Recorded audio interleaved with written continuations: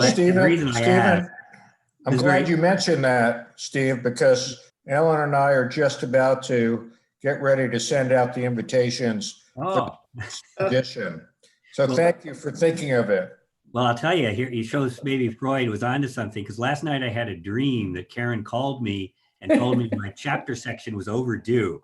And I said, not overdue. And you know, the Untitled Farm chapter, I said, and I'm in the dream, I'm saying, well, I haven't even started it yet. You were very upset, Karen. So I woke up this morning and I thought, well, maybe there's an email I missed. That means you're seeing the future, Stephen. Yes, you are. Maybe so. Wow. Wow, that is amazing. You need to make a little better interpretation, Charlie, would you please? You're a psychiatrist. All right. So we are live now. There's a webinar. So we have our panelists here, and then there's another audience that's watching us. Let me wait another minute, and then we will commence. I see that I think we have the majority of folks from the executive committee on. Let me wait just another minute, and then I'll take the official roll call.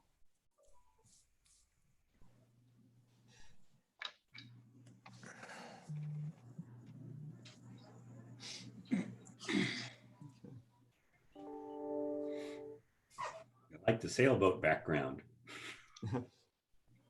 This was my sailboat before I moved to Texas for about 12 years.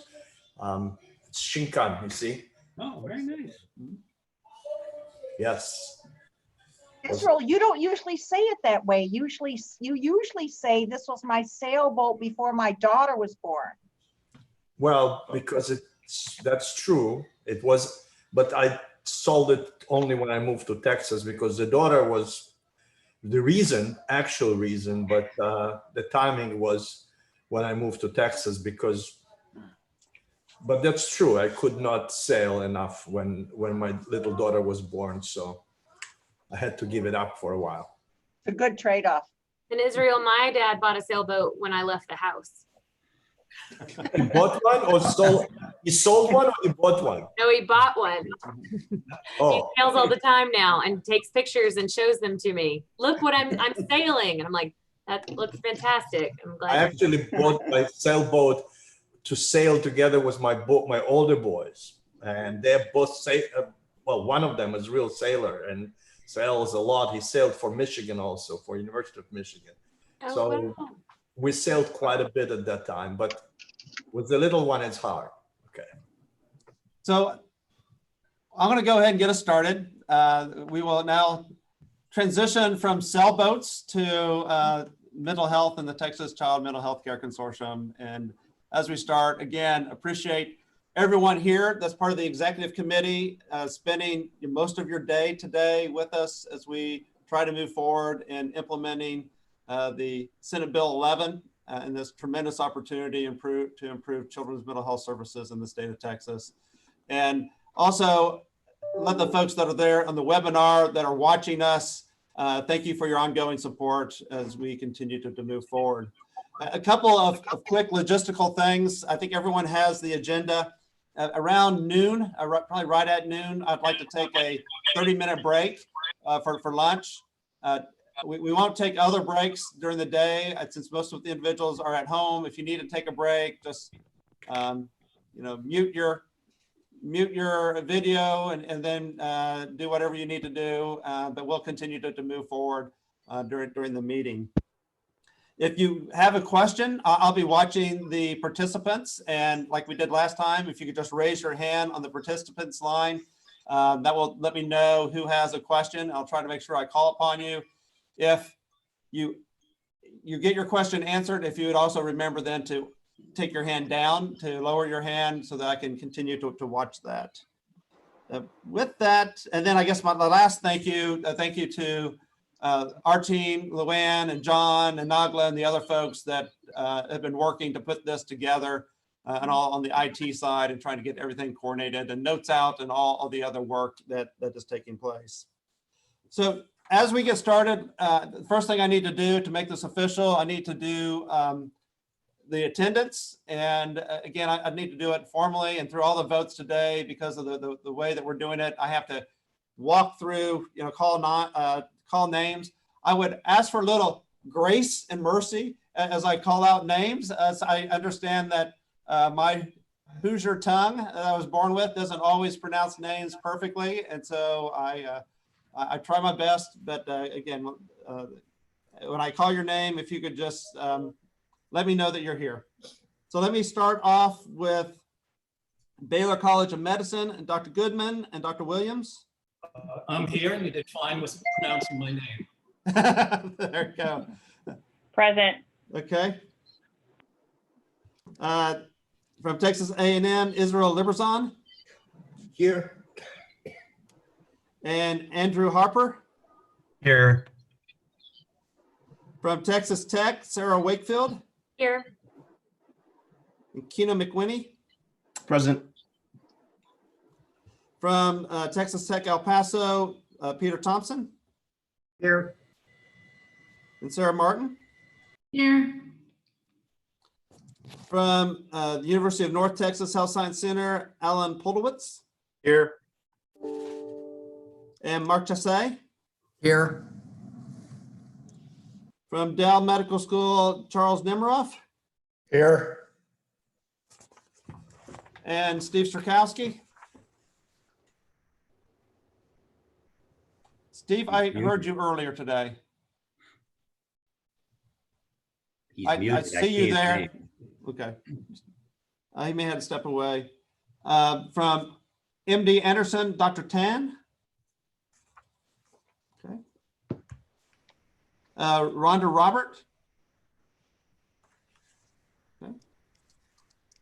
From UTMB, Karen Wagner. Here. Alex Vo. Here. From UT Health Science Center, Houston, J.R. Suarez. Here. Good. And Elizabeth Newland. Here. From San Antonio, Steve Plitzka. Here. And Joe Blader. Here. From UTRGV, Michael Escamilla. Michael, are you there? Okay. Also UTRGV, Michael Patriarca. Okay. From Tyler, Dr. Matthews, Jeffery Matthews. I'm here. Okay. And Daniel Delott. I'm here. Great. UT Southwestern, Carol Tamminga. Here. And Dr. Ibrahim. Here. From Health and Human Services, Sonia Gaines. Sonia? No. And Mike Maples. Mike Maples did not get a Zoom. Oh, there he is. I found it. Okay. Good morning, Mike. Morning. From the Higher Education Coordinating Board, Stacy Silverman. Here. Great. And then from the hospital system, Danielle Wesley. Present. Okay, great. From Meadows, Andy Keller. Here. Great. From the Hogg Foundation, Octavia Martinez. Present. And then from the Texas Mental Health Council, Ms. Castle. Here. And then I'm here from UT System, and then Dr. Borges. Here. Okay.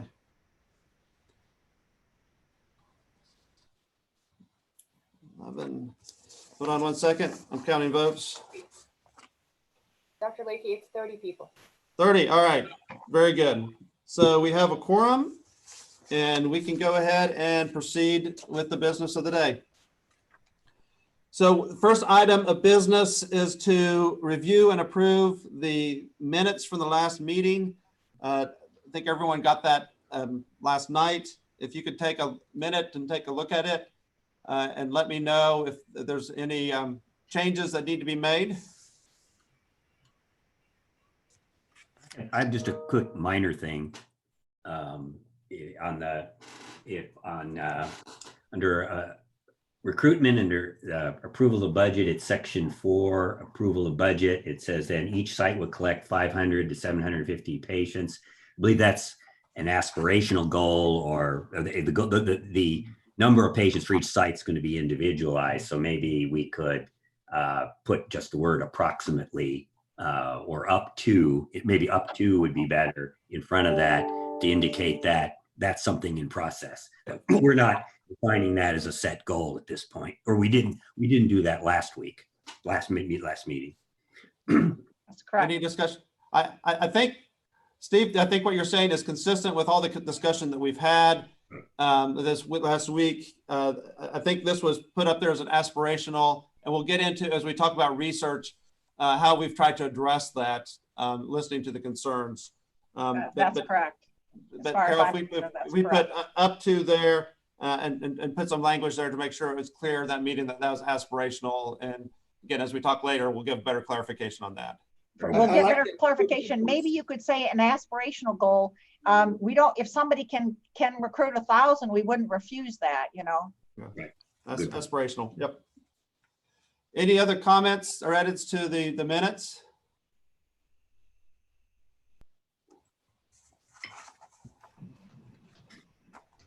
Hearing none, do I have a motion? I move that we approve the minutes as presented.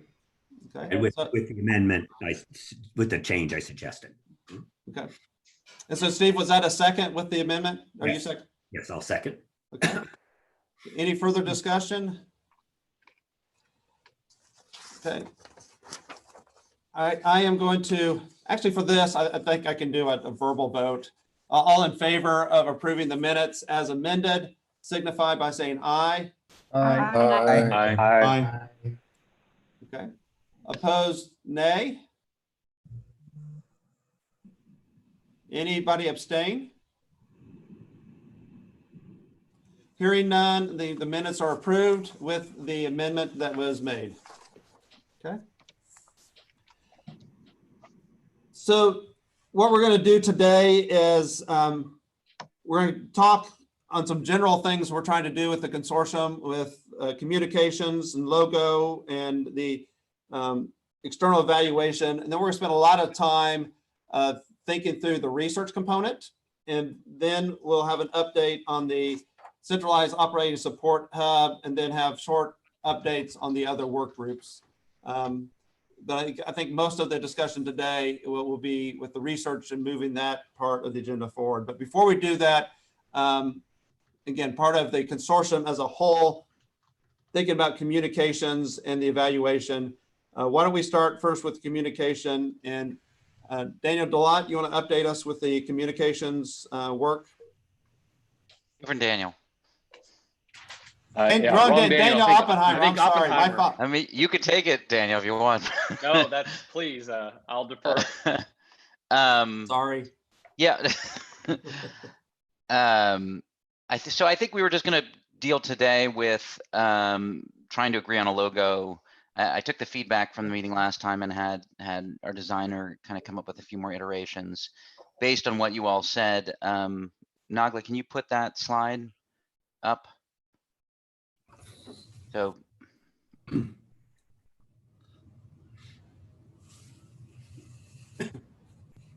or I can do it. It looks like I can share the screen. Should I just do that? Sure. Okay. Can you guys see what I'm looking at? Can you see these logos? Got Okay. it. So in the lower left, this is the one that folks had sort of agreed on as the best of the lot from last time.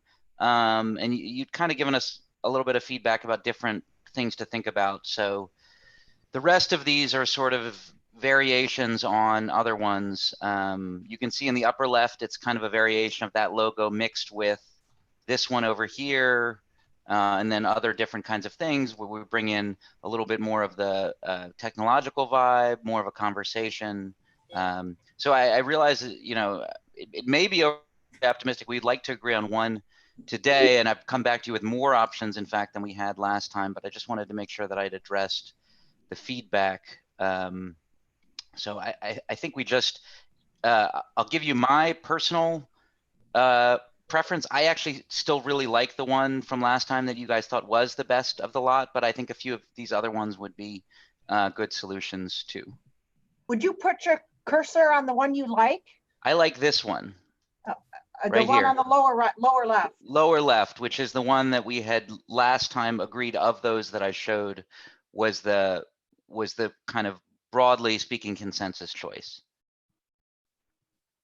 Would you talk about the one on the lower right? Is that's like a child and an adult, and then their little boxes? Can you talk about that a minute too?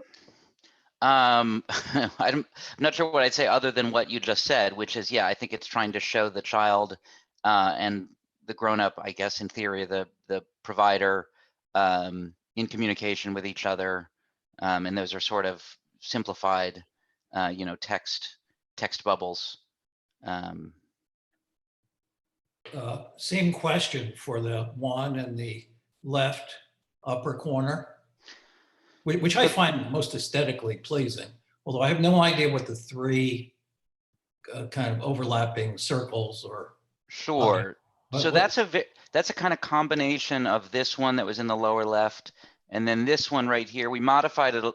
We modified this one a little bit by bringing the profile out a little bit away from this kind of inverted chat box. So I think the idea for the bubbles is it's a kind of abstracted brain composed of, well, this one on the left is kind of a chat bubble. So it's sort of a brain and communication and conversation.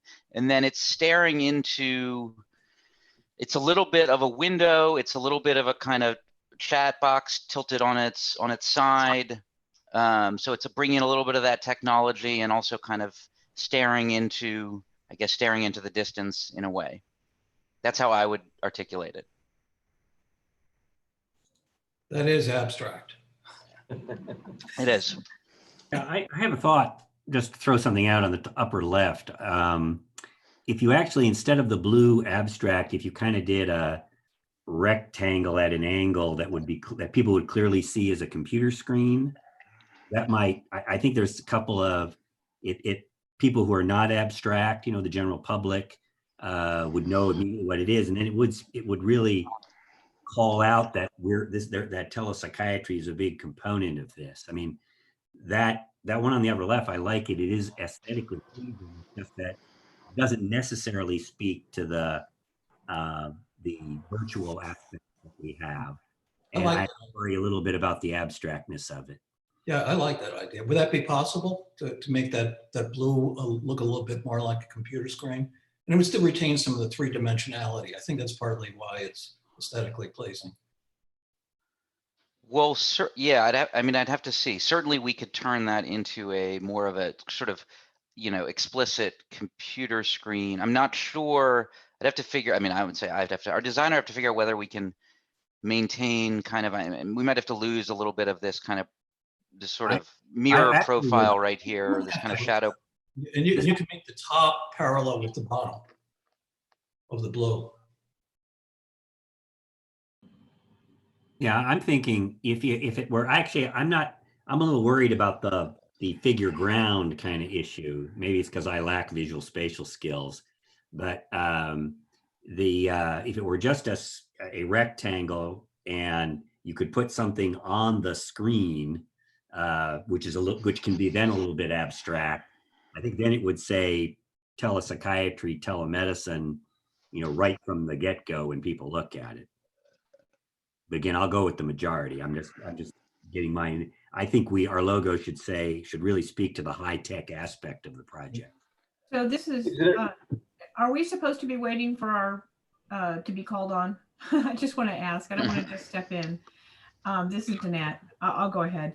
I'm wondering why we need a computer screen in order to show the technology.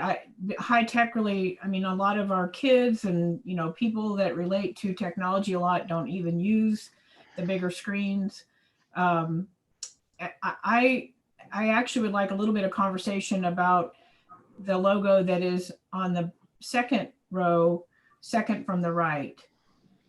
This one or? Okay. Okay. So, okay. Oh, so second next for the one. right. I'm sorry. There This you one. go. This There you one. go. Yes. Okay. Because I think, I mean, I see two people interacting. So I see an interaction happening. I see it happening via a chat box, which tells me technology. I'd just like a little bit of conversation about what your thinking was in terms of putting that together, because it does, that one speaks to me.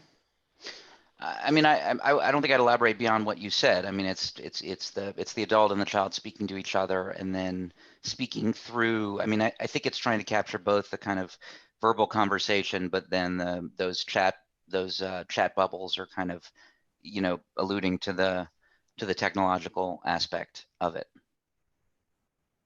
You know, and it's a little bit tricky in that because, of course, they're not texting. I mean, we're not actually representing texting. It's conversation through, you know, whether it's computer screen or a mobile phone or something like that. I think it's just that that's kind of standing in for the, you know, communication by way of technology. So I don't know what it is about the adult face, but it just skeeves me out a little bit. And I don't know how better to say it than that. Sorry, I need more eloquent language. I agree that the top left, to me, when I just look at it, I like that compared to the one that we discussed last time, that the face is less abstract, and that it was combining. I remember a lot of discussion about combining the, you know, two of them, and I think you did a good job of that. When I look at that, I don't look so much that they're looking at a computer screen, but I think you could, but kind of looking at the future into the window of like what the future is going to be and looking out. And I can see a lot of different things about that one. I know last time there was some concern about the replication of the Child Mind Institute logo, and I think we want to be careful about that, but this seems to get further away from that. And then the only other thing, I kind of woke up in the middle of the night knowing we were going to discuss this, thinking, should we like superimpose this on just a very simple black state of Texas outline to show that it's, you know, that Texas is doing this, whichever one is chosen. So those are my comments. I just need to say here, I was on the phone, sorry. Go ahead, Steve. You're next. I'll start watching the hands to bring in the comments, but Steve, you're next.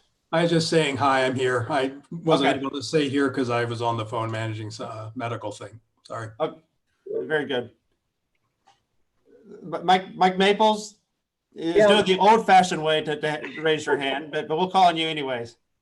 Yeah, I'm just concerned it's a little bit complicated. If you try to envision this on a letterhead or something, there's a lot going on here. I really like if there's a way to be simpler, like, you know, I actually like though it's a little creepy, but the bottom one with just the two faces.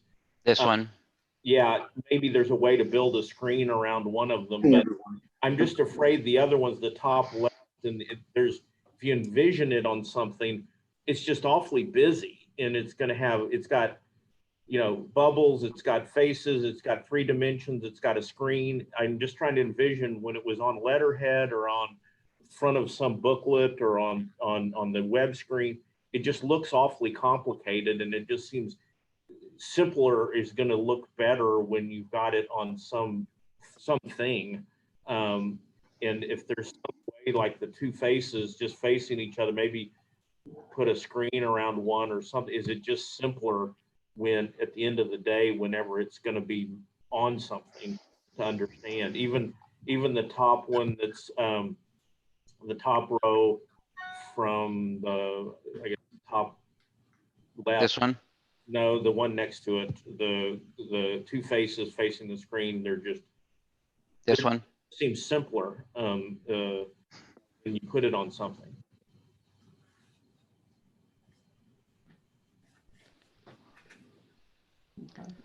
Dr. Newland. I did a very tiny consumer survey of my 14-year-old, and she likes them. She likes the 2 on the bottom to the right. These 2. Correct. Okay. I'm with her. Octavio. Just a quick comment. To tell the truth, none of them really resonate with me, but getting to actually the comment before from Newland, Dan, have you looked out, just get a small focus group just to see with some kids and family how it resonates with them?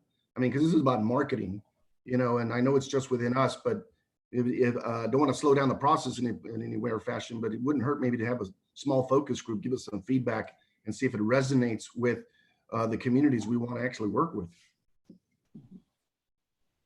Good comment. I haven't. Yeah, I mean, let me just. I have not done that, and it's a little bit. I'm trying to think of. I'm trying to think just pragmatically about how to arrive at a solution here because, you know, it's hard to design a logo by committee, and it's not that focus grouping is a bad idea, but in this, I don't want to. It is slowing me down, just to be frank. Like there's a lot of collateral that you guys are creating and that we're creating for you that I'd like to start to kind of disseminate to people so they can use it, and we're holding off on some of that because we don't have a logo, and so I don't want to. My instinct is to. I think a logo is important, but I think it's not. You know, it's not the end all and be all, and I think for me it is getting to the point where it's feeling like, you know, we're getting into a perfect being the enemy of the good situation.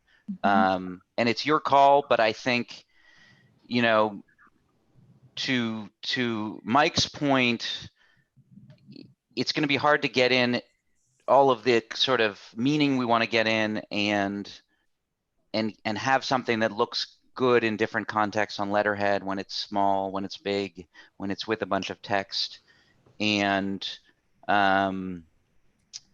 so I'm just trying to think through another option if we don't want to just kind of pull the trigger on something like this because there's not enough consensus, would be just in the short term, we can just come up with a textual treatment of these things. So CPAN and TChat, and the consortium could have a kind of shared typeface and you know, orientation, and then we can move forward with that. I'm just giving this as an option. We can move forward with that so that we're not slowed down in terms of creating material, and continue to kind of iterate the logo until we find something that is kind of, you know, good enough for enough people. But I do think I do think I'm skeptical that we're going to be able to come up with a solution that is everybody likes the most. So I just kind of want to address how to pragmatically deal with that issue so that we're not slowed down, but we're not also moving prematurely on something that people are really unhappy with. Okay. We have 3 other hands raised, 4 other hands raised. I would ask people that have already asked a question to go electronically and lower your hand. And again, I'm going to be following on the electronic hand raising just so that because I can't see everyone at the same time. So Carol, and then Mark Tessay, and then Alan, and then Andy. Carol? I just wanted to say something short, and that was that I like the idea of putting a Texas map on there somehow, since it would personalize it to Texas. And I do like it when the child has got somebody there. The ones where there's a single child's head alone looks a little lonely compared to the other ones where you have a child and an adult, or a child and a child. That's all I've got to say. Thanks. Okay. Mark? Sure. Thanks, Daniel, for all your work on this. I know it's tough when you have all these different opinions. But I agree with Carol. I like the Texas approach. And I think I'm looking at it as a 14-year-old, because I do like the ones that are at the bottom and kind of have that touch with the 2 folks. Because I think we want to look at something that would go with each one of our buckets, our 4 scopes, and also with the research. And I'm not sure on the screen piece that you know, that's something that's universal throughout our programs. So that's all I wanted to say. Thanks. Okay, good. Alan, and then Andy, then Israel. I see you're physically raising your hand. I'll go to you then. Okay, so Alan? After all this discussion, I really do. I'm heading towards the bottom right, the 2 faces. And Daniel, is there a way to feminize the adult? He looks a little Cro-Magnon with a big brow. Yeah, we could. Yes, that sure. And then there's a lot of white space behind the child, which you could do a map of Texas, you could do then letters. There's a lot of white space there that you could use to fill something in. So that one gives me the easiest, back to Mike's statement in terms of what you're seeing on how it's going to present in terms of a document, because you can fill in that spot underneath the two blue and green or green and green areas with verbiage. So let me get the rest of the folks. Let's see here. Andy, then Karen, and then Israel, and then we're going to cut off questions, and then we're going to have to move forward. But so Andy? Yeah, so I just wanted to put another vote in for, the thing I care the most about that's been talked about so far is that there be a state of Texas involved in it, because I think that's just critical for the national branding and for everything we're going to try and do on this, because this is a big deal for Texas, I think. And then the second thing is I wonder if we can't all get behind one, if we could maybe just vote on some elements like yes, no, Texas, yes, no, 2 people, yes, no, television screen, and then maybe empower, Daniel, David, just like a small group of people to just go decide, so we can get it done after this week. Because it just doesn't feel like we're coalescing around a particular thing, but it does feel like we're coalescing around some key elements. Okay. Let me get the rest of the folks, and then we can think through how we do that. Karen, and then Israel. I just wanted to make a comment that if we go with 2 people, that the 2 that are in the middle that are facing each other, they're too close, an adult and a child like that. But right now we're in a COVID situation and we want some social distancing. And this, I think, could be insensitive, right? It just might not be something we want to do them that close together right at this moment. Okay. Israel? I like the 14 years old choice. I think she's right on money. It's the lowest. I think it describes exactly what we're doing with the adult and the child. They're not facing each other. They're not as confrontational or too close. There are 2 boxes there that clearly can be seen as communication boxes. I think the Texas map is excellent. Probably around it, it's better, but maybe in the white space, whatever people choose. But I really like this simplicity and directness of this one. Okay. That's all the hands that I have raised. Daniel, you want to say anything before we maybe take a couple of straw polls here? The only thing I would say would just be, let's, I think what Andy said about trying to figure out a way to a process to get to a decision that is probably the most important thing, and maybe at this point. So. Yep. Okay. So let's do a couple of straw polls. I'm not going to do an official vote, but so that we can just do this quickly. And so this is going to be verbal. Yes, yes, nay, and then abstain. All in favor of having a logo of Texas on this. I've heard from Daniel in the past related to logos, and sometimes there's a desire not to do that for a variety of reasons. But in this situation, maybe that's different. But and Daniel, I don't know if you want to say anything about your thoughts on logos of Texas before we have that vote on that.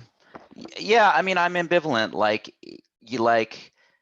Let me be frank. That's a joke in the design community that everything in Texas has the shape of Texas. But that's a designer thing, and that's not. And I think we have to be pragmatic and think about what the goal is.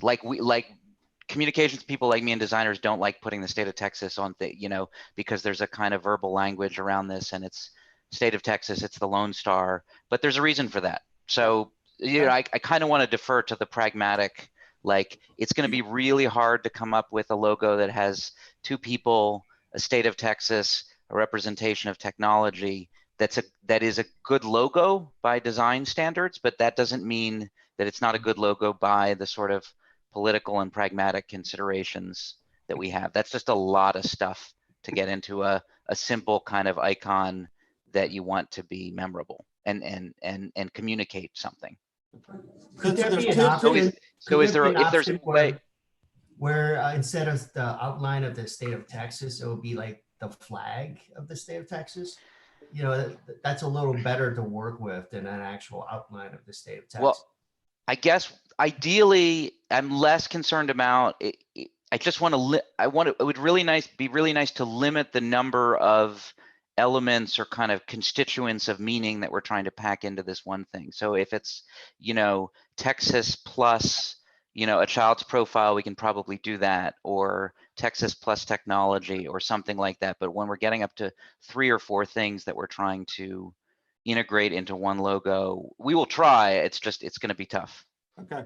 So I have 2 raised hands. Steve, I think your hand is still up from before. Let me ask these 2, but then I think we're going to have to move forward with a couple of these things. Ms. Castle, Donetta? I was trying to get my hand back down again as the conversation rolled on. I think my issue is addressed. Okay, Sarah Wakefield? Yes, I was just going to say that I found a black outline of Texas that I think could go around that bottom second to left one. That's just really simple, has white. I could share my screen and show you, or just send it to you if everybody wants to see it. Oh. But it's really simple, and I think it would do exactly what we all want it to do. Okay. So instead of sharing the screen right now, you know, if we have a group, then we'll pull a group together, and Sarah may have you part of that. But let me do a couple straw polls real quick, verbally. All that believe that this would benefit from an outline from the state of Texas on it, signify by saying aye. Aye. Aye. Aye. Those that believe that we shouldn't have that outline of the state of Texas, signify by saying nay. Nay. Nay. Nay.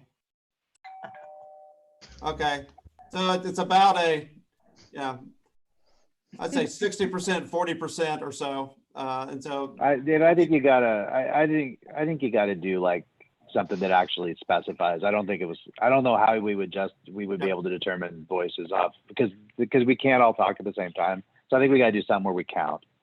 Raise hands. Yeah. We can do the raise hand component of this, and then hold on here. The problem with raised hands is that anyone viewing this will not be able to see it. So I don't know, David Lean may have to say whether that's acceptable for the open meetings. Yeah. I think this is a straw poll, not an official one yet, so we can do the raised hands. And so that's the feedback I've gotten before. And I'll feed back kind of the information to everybody. But if you go to your participants and you have the ability to raise your hand, if you'd like a outline of Texas or some symbol of Texas on that, the icon, go now and raise your hands. How do you do that? Wait, how do you?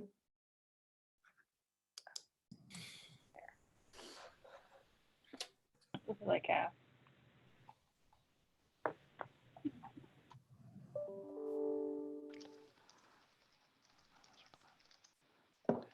It's 20.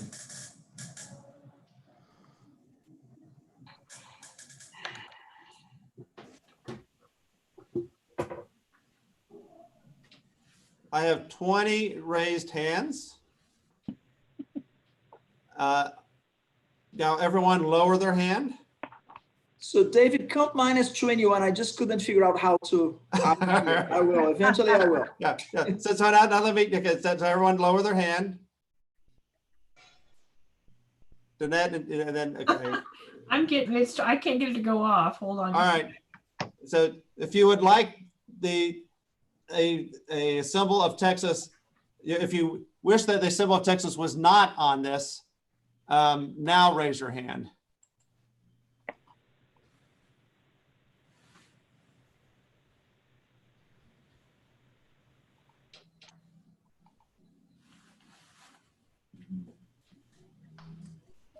And Danette, is your hand still up from last time? No, it shouldn't be. It doesn't show up here.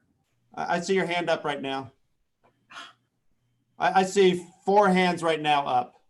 No, your hand is down now. So when I look at my hand, it is not up. Yeah, it's down now.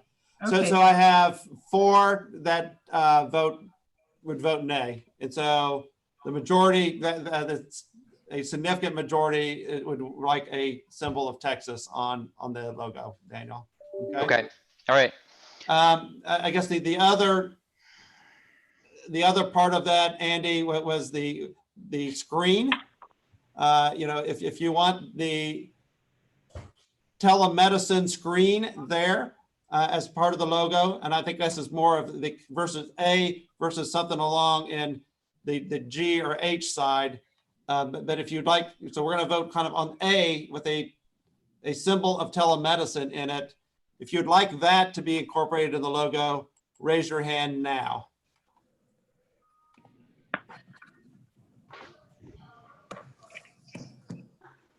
Can we abstain on both if we don't really care? We just want it to look simple and good and have the state of Texas on it. Yeah, you can. Okay, thanks. You can always abstain. So this is to have the telemedicine kind of the upper left-hand corner type symbolism in it.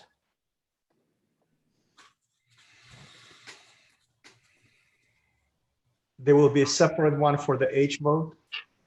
I think so. Yeah. Okay. And these are all straw polls right now. Yeah. So I have 8 raised hands for the telemedicine component. Okay, everyone lower your hand. Okay. If you Can we do H? do not want, strongly feel that we should not have that telemedicine component, so more in the lower right-hand corner, now raise your hand. So are you saying H? Yeah, one of those at the bottom that does not have that screen there. Well, the H has two little boxes. That's not the screen, right? There are more chat boxes. These straw votes are more for guidance. Yeah, 11. Okay. So we have 11 votes here. There were quite a few people that abstained. Okay. And so I guess moving forward, I think that is helpful. Some type of logo of Texas, something more in the G or H, where there's not the telemedicine screen, the computer screen in it. I think that I think most of the folks here, most of us aren't logo specialists. Some of you have experience doing that, and all of us have obviously seen them and react to them. But if we could, if there are several of you that would like to be part of a smaller group, a work group, to finish the work on the logo and bring something back to us, now raise your hand. Everyone lower your hand if you want to be on a smaller group to finish the work to develop the logo. Raise your hand now.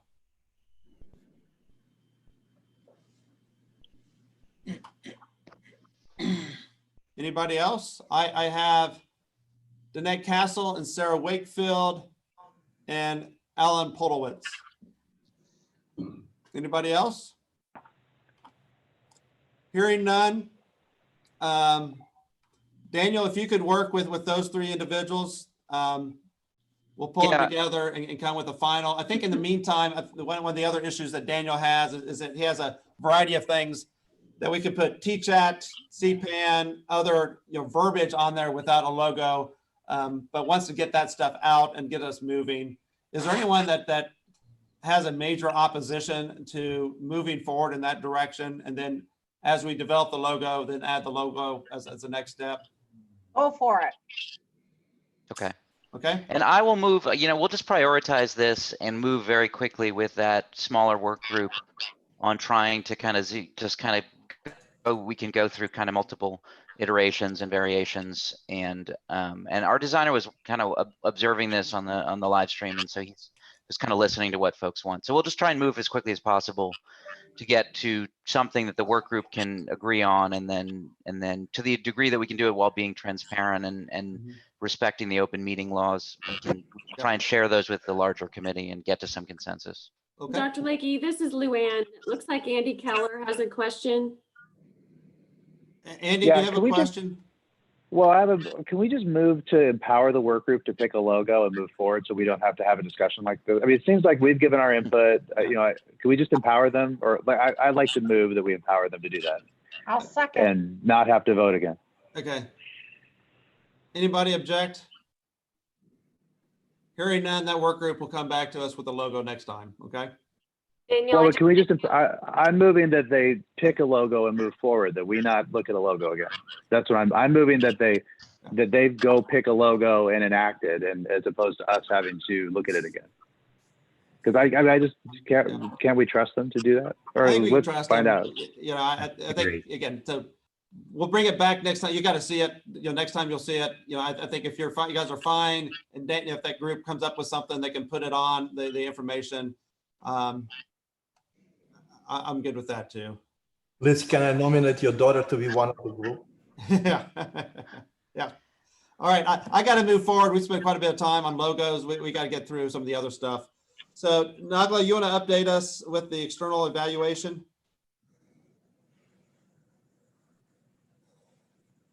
Actually, Dr. Lakey, it's Dr. Pliska is the chair of that work group.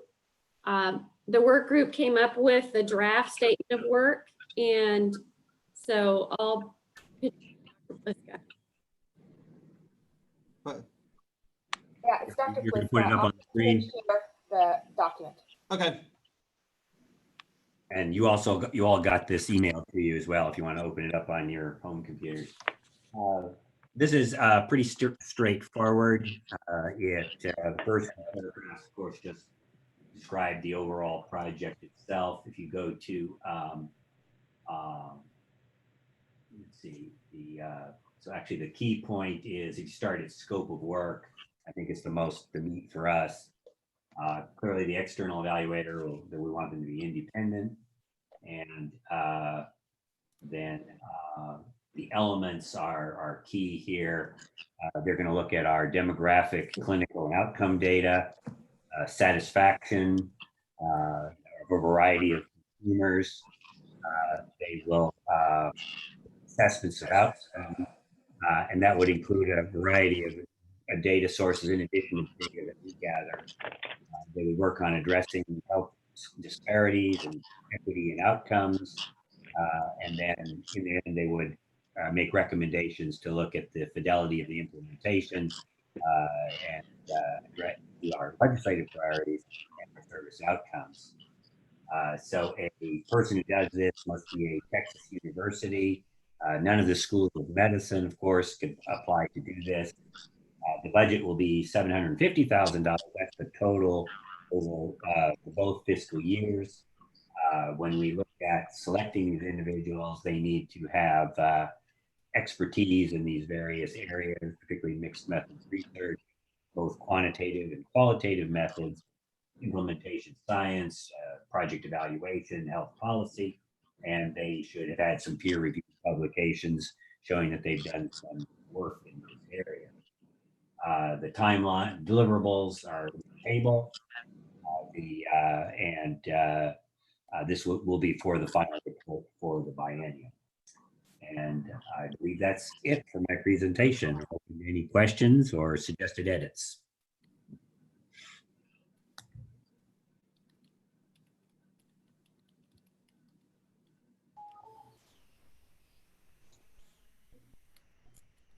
Are there any questions? Any comments?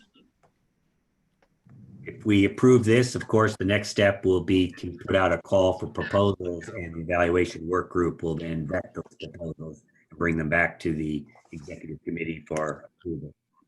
Okay. It seems like a job well done. Thanks to Andy and his folks, we'll put the backbone together. Andy Keller. Any other comments or concerns? I have a question. Alex, go ahead. One of the criteria is that you have to be affiliated with a University of Texas type of, or a university in the state of Texas. Let me Yes. say that. And so what about like, little smaller nonprofit evaluation firms that are within the state of Texas? Are they precluded from applying? Or independent evaluators who have skill sets to do stuff like this? So I'm just wondering how that came about to restrict it to a Texas university. To be honest, I don't recall the exact point in the conversation where that was decided.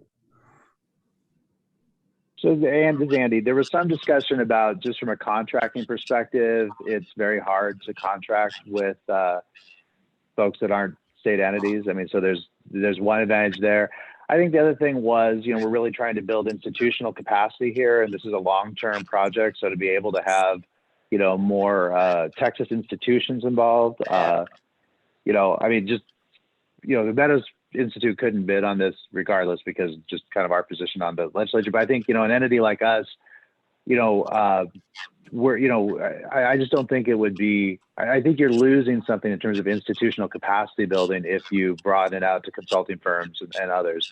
If we wanted to just solve a problem or get a one-time thing, then I think, there's a lot of good expertise there. But I think, from our perspective at the Institute, having a long-term arrangement where it's somebody that we all work with all the time, and it can be more of a relationship over time, I think is the idea. But it's not I mean, it's certainly a good idea it should be thought about. Okay. I think we can seek to do that, but I think the point is well taken that we don't have to codify that it's close to everybody, to anybody other than Texas. I think we can prioritize Texas institution naturally, and that should be reasonable. Okay. Any other comments?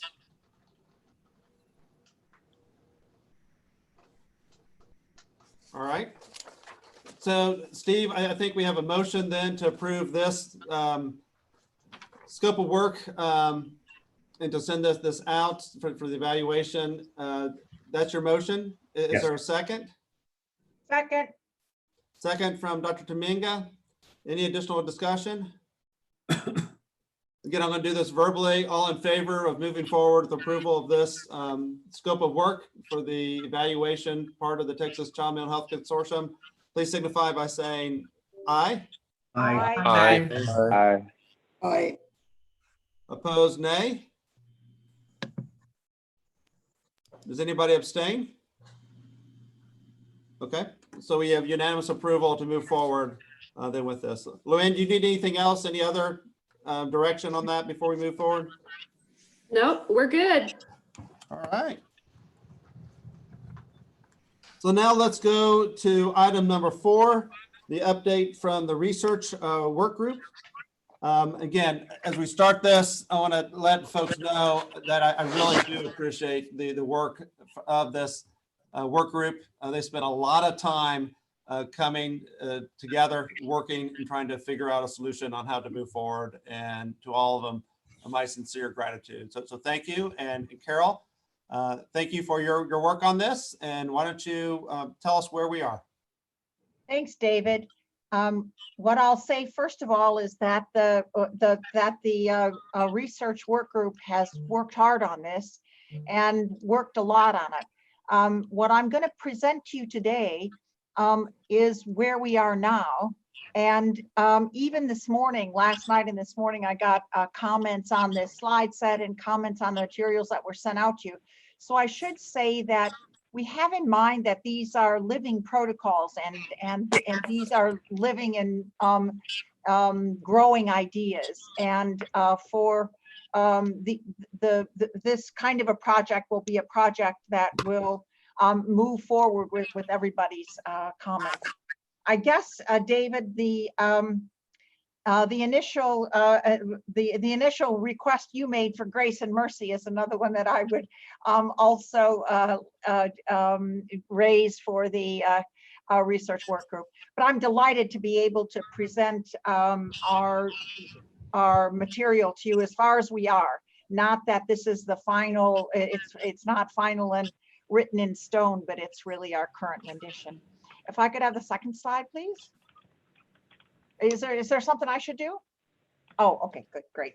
Wait a minute, Dr. Tamminga, if I might, real quickly, if everyone could mute your screens, there's some background noise coming in, and so that would be really helpful. Thank you. Thanks, Luanne. So we see the overall purpose of this TCMHCC research study as twofold. One of it is what I have written here as the second purpose, is to improve the evaluation of and the response to increasing problem of youth depression and the trauma, and to upgrade trauma-informed care in Texas by coordinating a learning research network of health-related institutions across the state. That's really the obvious overall goal. Clearly, one of our initial purposes is to create a Texas-wide research network as a learning healthcare network across all of the 12 Texas HRIs in the area of child psychiatry. And we have not every single HRI included, but we're open to whenever any of the ones who aren't currently included feel like their site is ready, we'll figure out a way to include them. We feel like this is a resource for Texas going way into the future. Next slide, please. So I just wanted to show you, you can tell I love the state of Texas. I love the shape, and I especially like all of these TCMHCC renditions of the state. This is what our Texas research networks will really look like. There's one network, there's two colors here, red and green. One network is the depression network. It will focus on childhood depression and suicide. The other one will be the child trauma network, and that will focus on child trauma. And I'll give you the sort of overall outlines of that protocol soon. But these networks will tie together all of these nodes that use these academic nodes that you see, HRI nodes that you see all over the whole state, with the node that's in the red area being the hub for the depression network, and the node that you see in the blue area as being the hub for the trauma network. And these networks will all be we'll all work together. Everybody at these nodes will all do the same research. We'll collect the same data. We'll put these data into a common database. And then each of the two databases, the depression database on one side and the trauma database on the other, will be owned, if you will, by these networks. And everybody will have access to all of the data. And you can see the HRIs listed over here to the left. Next slide, please. So we had a charge at the beginning of starting this research work group to look at how our study addresses current gaps in service. It's the gaps in service that are important to the delivery of clinical care to children around the state that are important to the legislatures. So this is a list I started with, and I would see each of these points to be both important, but certainly this list is not exhaustive. There are other things that many other people could add on here, and I'd like to hear your additional comments, actually. I'd love to hear your additional comments to that, and any comments you have to this presentation by email or by telephone afterwards. First of all, many Texas communities lack the resources and infrastructure for early detection and evidence-based treatment in trauma and depression. That's really one of the things that we started with. There's gaps in knowledge that's related to trauma consequences and depression effects as related to individual risk and resilience. Most Texas HRIs already have a strong research interest that can be stronger and perhaps more successful in attracting federal funding, which is really on our list of desirable outcomes if we all work together. And we've been really striving to make a plan that will be a plan strong enough that we can all work together Some HRIs in Texas who focus primarily on clinical care also want to develop a significant research infrastructure. And by sharing across institutions, we think we can help everybody in child mental health develop a significant research infrastructure, or to upgrade the infrastructure that they have, or to expand their infrastructure to include the host state. We hope that this research will provide informative clinical models for short and long-term outcomes associated with youth trauma, with depression, suicide. We hope that these data will identify regional specific and statewide service delivery gaps, and to inform the targets for policymakers and legislators. So we're hoping that this database will not only be a database that's important for clinical care, that not only will be important for research reporting, but that will be important also to be used by policymakers and legislators to improve health in Texas. Next slide, please. So this is a structure I showed you a little bit before. This shows you in a little bit brighter colors that will have a hub, and that hub will be, and we have two hubs so far. One is a depression hub, one is a trauma hub, and that hub will be intimately related to all of its nodes. And all of the health-related institutions decided it wanted to participate in both hub and node models. So each HRI will have two nodes. They'll have one yellow dot will have depression written on it, and the other one will have childhood trauma written on it. Next slide, please. So I know that we all have talked a lot about this hub and node model. In these two networks, what will really be the responsibilities of the hub, and what will be the responsibilities of the nodes? Let me start with the hubs on the left. The hubs will inevitably and primarily be responsible for the soundness of the research and the soundness of the execution of that research across the network. There's that's really the what the one could call it the major or the summary hub responsibility. The hub will work closely with the hub and node faculty to generate publications emanating from the network.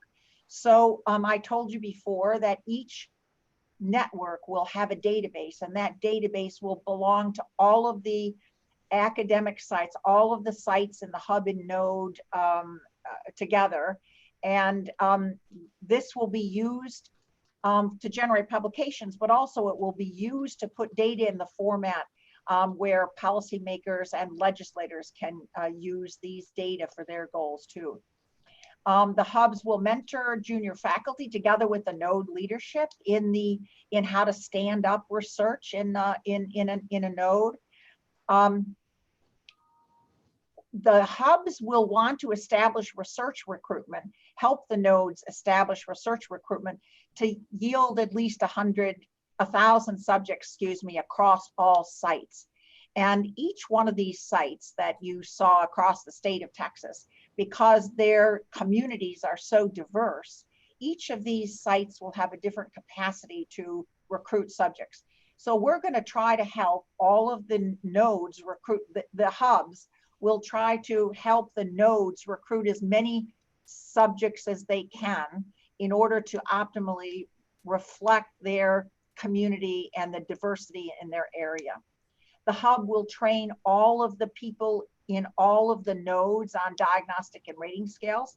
They'll not only train them, but everybody knows how, almost everybody at all of these sites already knows how to fill out the diagnostic and the rating scales. But the secret will be that everybody has to fill them out the same way at each of the nodes. And that's what the hub will do in order to establish what we would call cross-site reliability.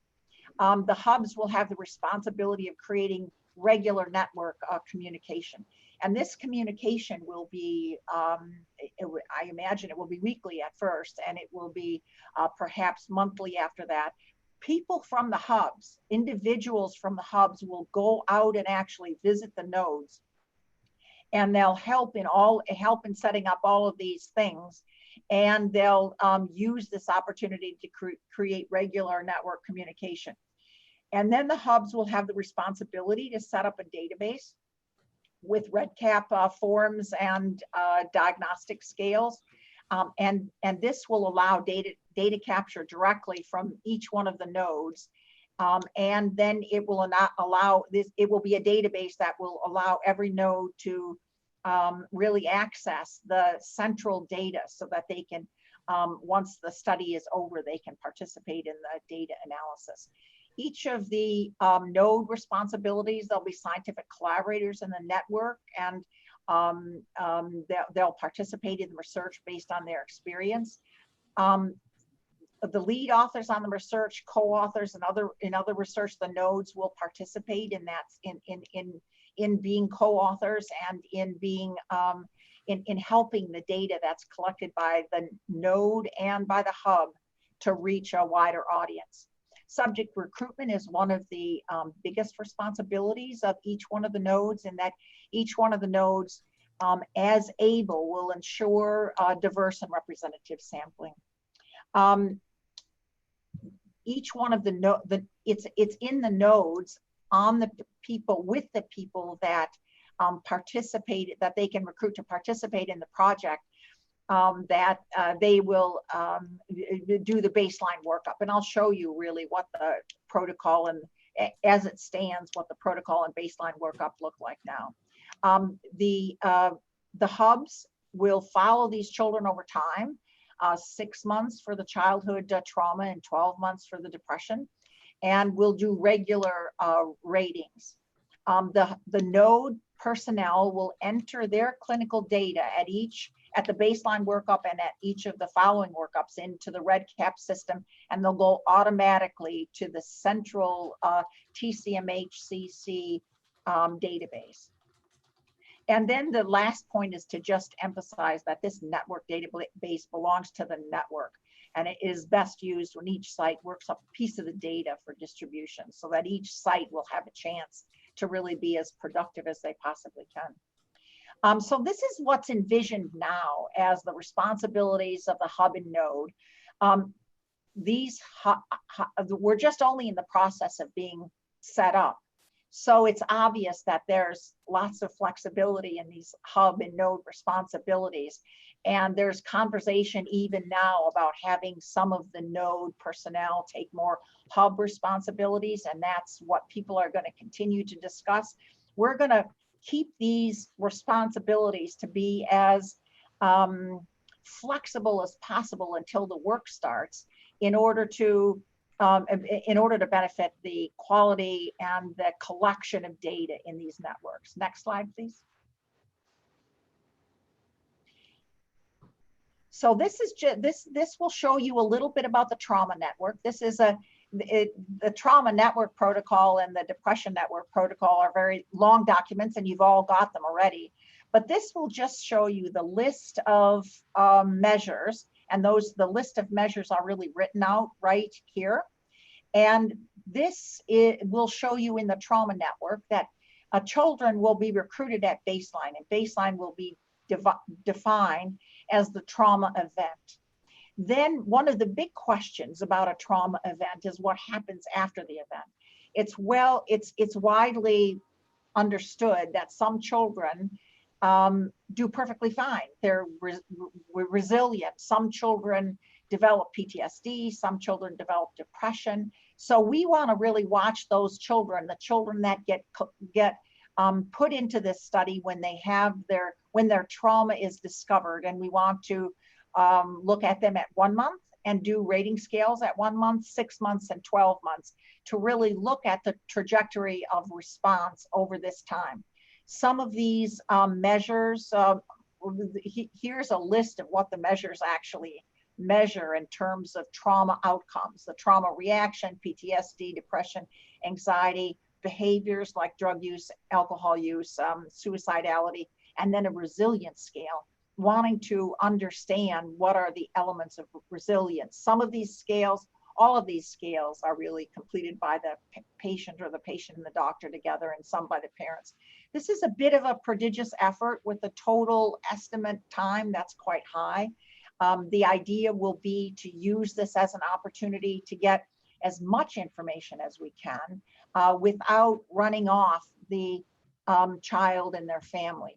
Children and their families will get compensated for their time at each of the visits, and the actual amount of the compensation isn't fully determined yet, but we'll want to make it as high as possible to truly compensate children and their parents for this time. And on the next slide, I have some information about the Depression Network. And the Depression Network the Depression Network and the Trauma Network have tried to use as many common scales as they can. There will be some screening for children with depression. And once a child with depression is identified, then there will be some baseline measures filled out. And then the people who get identified at this clinical baseline will be followed for 6 different visits over the course of a year and end with a follow-up visit. And there will be some of the visits done by telephone or telemedicine as possible. So like I said before, we made as many of these measures common to the Depression Network and to the Suicide Network. So there'll be 2 databases, one a Depression Network from all of these data here, and the other one the Trauma Network that you've just seen. These will be 2 different and distinct networks, each to be used by themselves, but also there will be a lot of possibility for crosstalk between networks. And the next slide, please. This shows you the budget, and I'm just going to explain a little bit about this. The hub is really 2 different sites. One is a lead site, and the other one is a co-lead site. In response to many wise comments, both of these co-leads are child psychiatrists. So the co-lead sites have done a lot to make sure that whatever is done in these research networks are appropriate to children, and especially children with psychiatric illness. So you see the budget has been divided into a 2020 budget and a 2021 budget. For the hubs, these are the hub expenses, and this is both hubs together. At the present time, there's still fluidity in this budget too as well. For 2020, which is starting June 1st, we're hoping to really get started standing up June 1st. This is the 2020 budget. The 2021 budget will be a full 12-month budget, so the 2021 budget is higher. And all together, you see it's a little bit hidden by all of us on the right, but you can sort of see what both research projects together will add up to. Then these are the total sites that will be nodes in the research budget. We all have been yesterday trying to fit in University of North Texas, and I think we don't have them fit in yet. We'll ride easy with as soon as they raise their hand to include them in this. There will be a yellow dot in each HRI, one for childhood depression and one for childhood trauma, and the people who represent the networks coming from the HRIs will be distinct and different. In the first 2020 budget for the childhood depression and trauma, the budget at each site for the 3 months, June, July, and August, will be $250,000. And then for the 2020 budget, the combination will be $500,000. The combination of both in the year 1 and year 2 will be $500,000 for each node, where at each health-related institute where there's 2 nodes. I should say that when this budget was first conceived, and one of the reasons why it's been so hard to settle this budget is that when this budget was first conceived, and you might even remember when we reported it before, out of all of the HRIs, we had estimated, and this was only an estimate, that 6 of the HRIs would join the depression network and 6 HRIs would join the trauma network, so trauma and depression. What happened, which thrilled me, is that each of the HRIs decided they wanted to belong to both networks. So each HRI now has a team that's a depression team, and they'll have a team that's a childhood trauma team. That those teams may overlap. There's certainly some efficiencies about that. But for the state of Texas, it's really fabulous that there will be 11 sites around Texas, all of which will be stood up for cross-site reliability, both for doing depression projects and doing early trauma projects. I'm sure that we'll come back to this slide during the discussion and want to see more about this. If we could move to the next slide, please.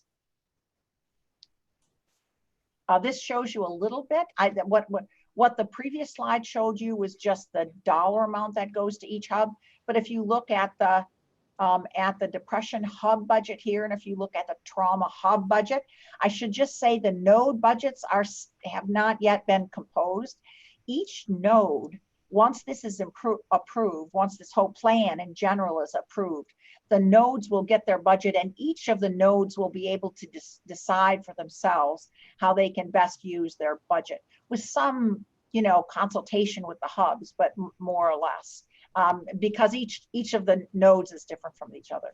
Both of the hubs have such common duties and responsibilities that there's some amount of money that's set aside for faculty salary positions, and you can see these listed here. And then there's money that's set aside for other positions, but still salary positions. A lot of these people will be the people who, along with the leads and the co-leads, will go visit all of the sites in this network. All of the sites on the network that you saw on the Texas map will be visited by these people, and these people, to the extent that the HRI needs it and to the extent that they can be helpful, will help the people both in the depression hub and in the trauma hub set up their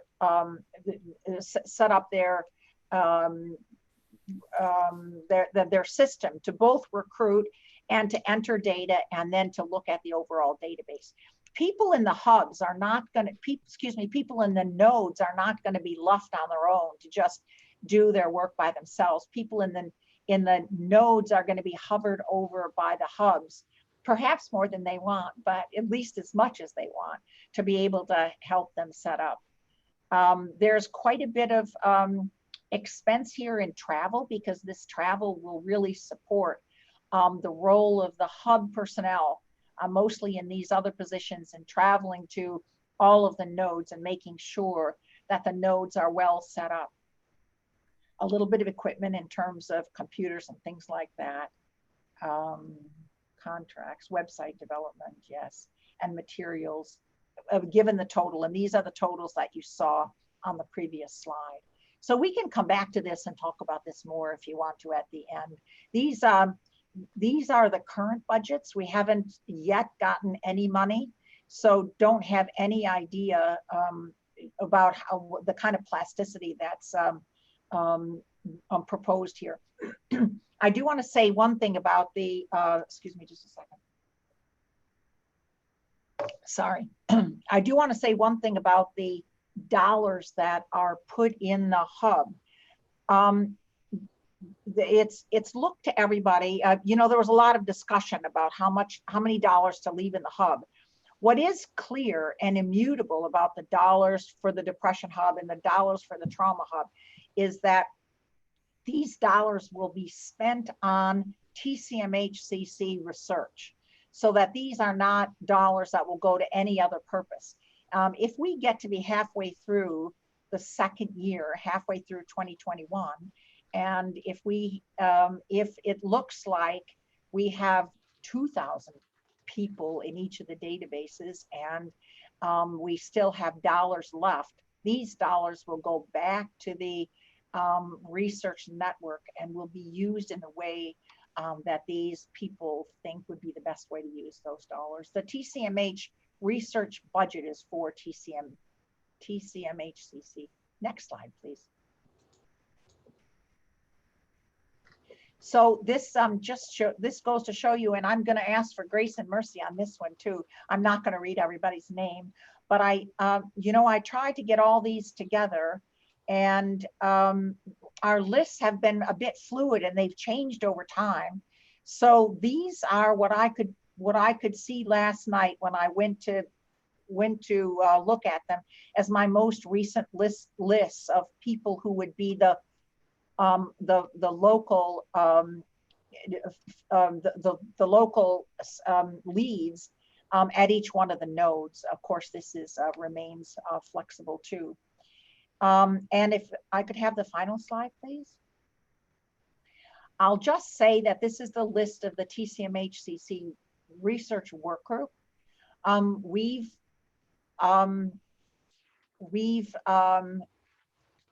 looked at, we've talked enormously. We've agreed, we've argued, we've maintained, we've discussed, we've done all sorts of things together, and each one of us have gotten used to the other ones and appreciate all of the contributions on an individual level and then on a group level to this research work group. And I just want to put everybody's name here to suggest that we have been, while not always in agreement, still what you see here is the product of our discussions. With that, I'll turn the discussion back to you, Dr. Lakey. Okay, and before we do that, one of Joe Blader's comments that I think is really important that we address here from the beginning is peer review. And it is comments to make sure we put into the report there would be a peer review process. This has not been peer reviewed yet. These are protocols that our folks think are very good, but we want to make sure that there is that part that's incorporated into that. And so after approval and moving forward, we will be asking folks to help us select a few individuals to help refine these projects and to do that peer review process and to bring that information back. But Carol, you want to say anything about that important component of this? Yes, I thank you for reminding me, David. Peer review is considered to be critical to look over all of these ideas. These ideas are born of committee discussions, and we want to make sure that we're doing the best in the whole nation that we can. And so that this will be we'll look primarily for peer review outside of the state of Texas, to experts in depression and suicide, childhood depression and suicide, to experts in childhood trauma. We'll look for the world's experts in all of these areas. At the present time, Nagla and Luanne are spearheading an initial draft of a peer review process.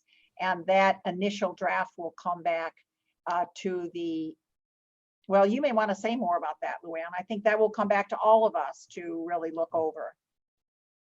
Yes, we'll draft it. It'll go to the executive committee for you to review and approve.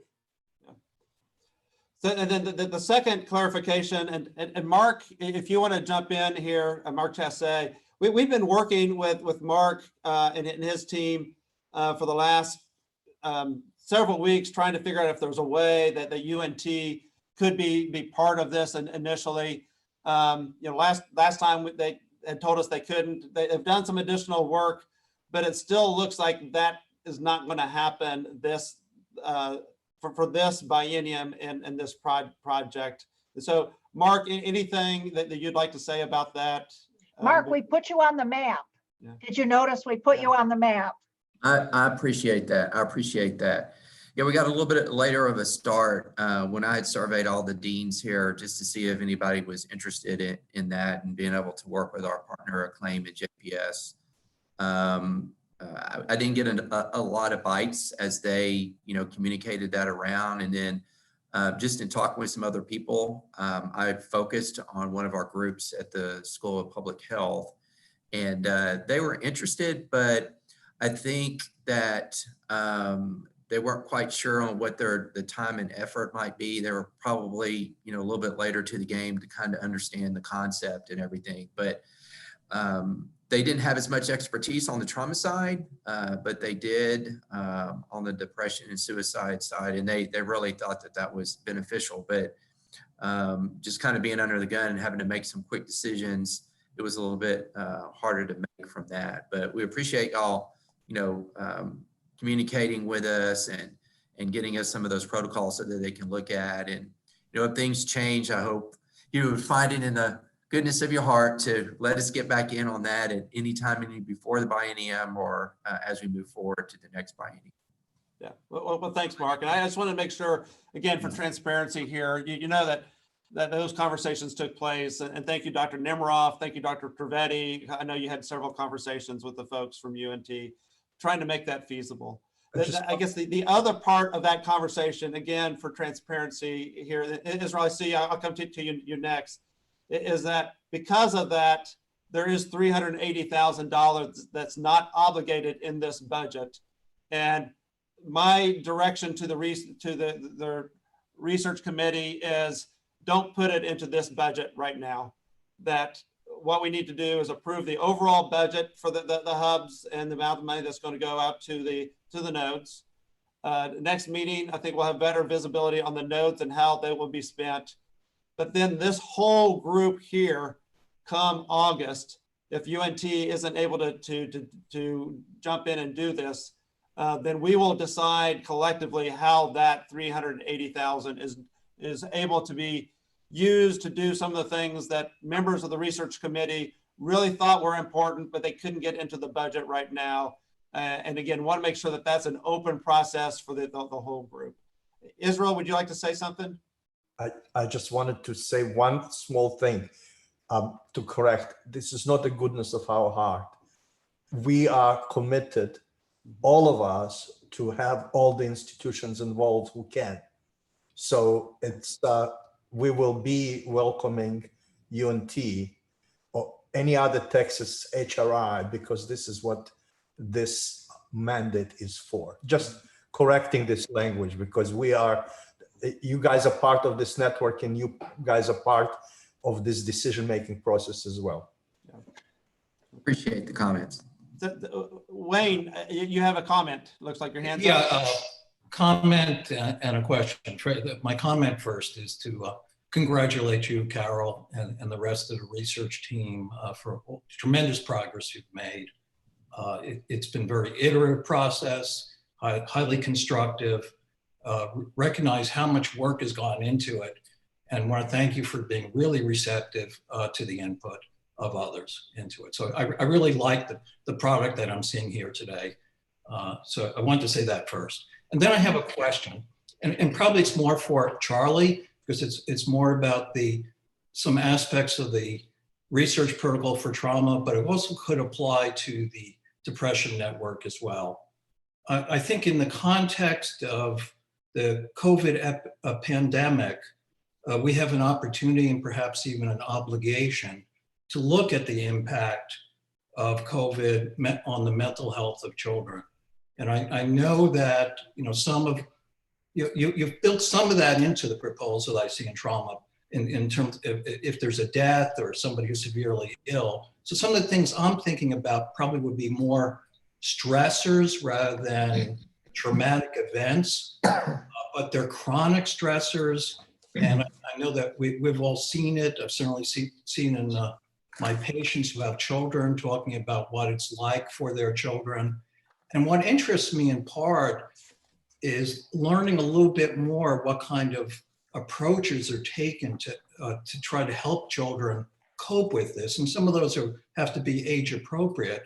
And I think it would be nice to try to figure out what kind of coping strategies are probably most effective and which maybe are not. So I have some parents telling me they're telling their kids, there's just a bad cold out there. And apparently the kids are accepting, and other ones are giving them a little bit more information. So I don't know what, I'm not a child psychiatrist, but, and I don't have the answers, but I just wonder if there is an opportunity to build in more collection of information about the impact of COVID, and then an output might be, what we find out and then provide guidance back to parents. So Wayne, thank you, and I couldn't agree with you more. The Trauma Network has had a serious conversations about what information we can obtain, and we have to be very sensitive to subject burden. And so there has to be a balance between what we think is the most pertinent information with the burden that the subjects and families have to go through. We entertained the notion of a coronavirus stress questionnaire, of which several have now been vetted, which is relatively brief, and we'll seriously consider including that. Many of the symptoms and categories that you're describing, as Dr. Wagner can tell you, are already captured in several of our instruments, including the PCL5 and the SCARED. But I couldn't agree with you more. There's going to be a lot of trauma in this state. Karen, do you want to add to that? Yes, another area where we'll be picking it up is that within the Trauma Network, as you know, we're doing both acute and chronic stressors, and children can be picked up in a variety of settings. So where we'll see impact are children, which we're seeing now, that are coming into a psychiatric clinic or other mental health clinic purely because of the effects of COVID. So we will capture that. And then we're going to be following those children over the course of the year to see what interventions have been done and what seems to be helpful. So I think that's something we really have to be sensitive to. And I think it's going to be quite a few of the enrollees in this Trauma Network. Alan Polowitz, Dr. Polowitz. Right now at UNT, we can't be an official node, but I want to be a mini node, if Carol permits to be a mini node. We have 19 school-based clinics. The UNT JPS programs have 19 school-based clinics that takes care of all health. And it's health for not only the child who's presenting, but if there's a family member, that as well. So brothers, sisters, we do those. We also have, of course, our adolescent program here at the hospital. So we see lots of different patients, both that are actively engaged in mental health treatment and in medical treatment. That would be a great source to do a lot of research on. We just don't have the scientific leadership at the psychiatrist level to make this happen. So Carol, just so you know that even though we're on the map, but we're not on the list, we have lots of people that can really begin to participate in both the depression and in the trauma study. So Alan, all of our conversations, Alan and Mark together, all of our conversations have been very much at the last minute. So I consider that you're being in the network, but not on the list, as showing how last minute this all was. I think on everybody's part, we would love to have you on the list and really in the network. And it's not a condition of any node that you have a scientist that can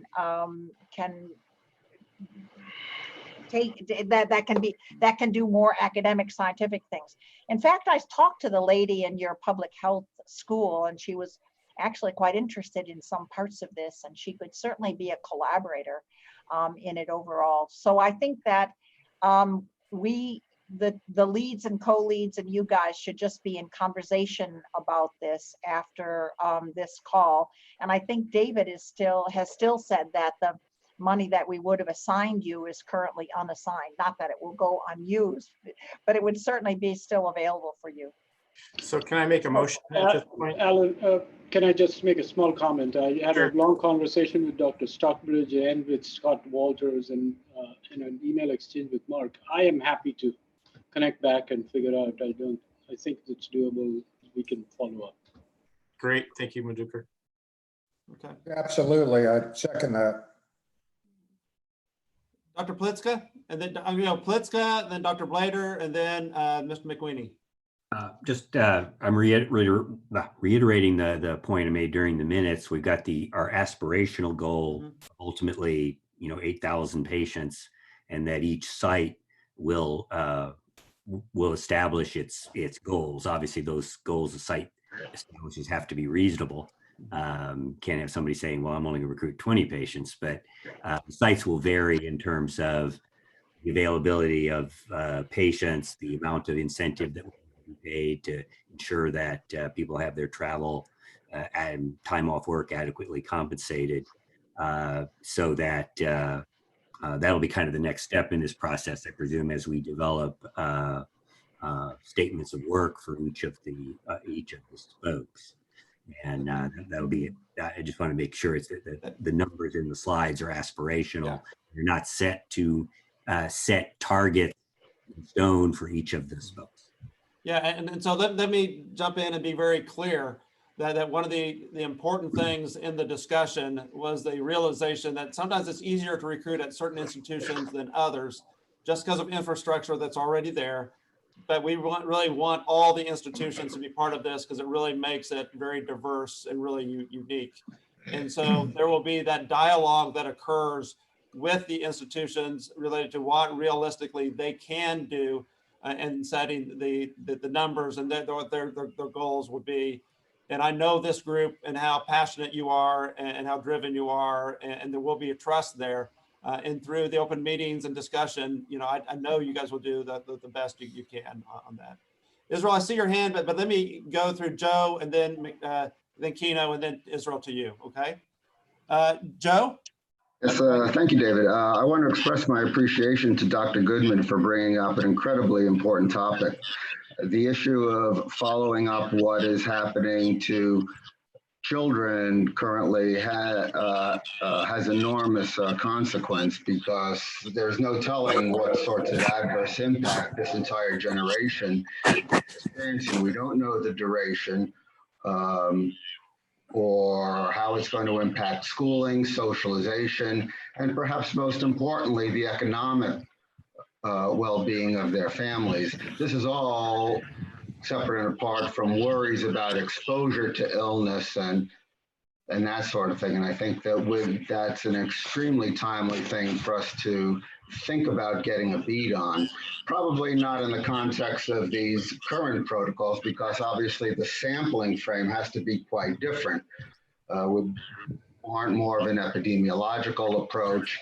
And a first approximation to that actually would be the resources that Alan had just mentioned, and a large number of school-based clinics that have access to a very large and relatively unselected population of children. So I'm hoping that is something we can... Dr. Blader, pardon my interruption, but if everyone could mute right now, unless you are speaking, we are getting a lot of background noise. Thank you so much. Thanks, Luanne.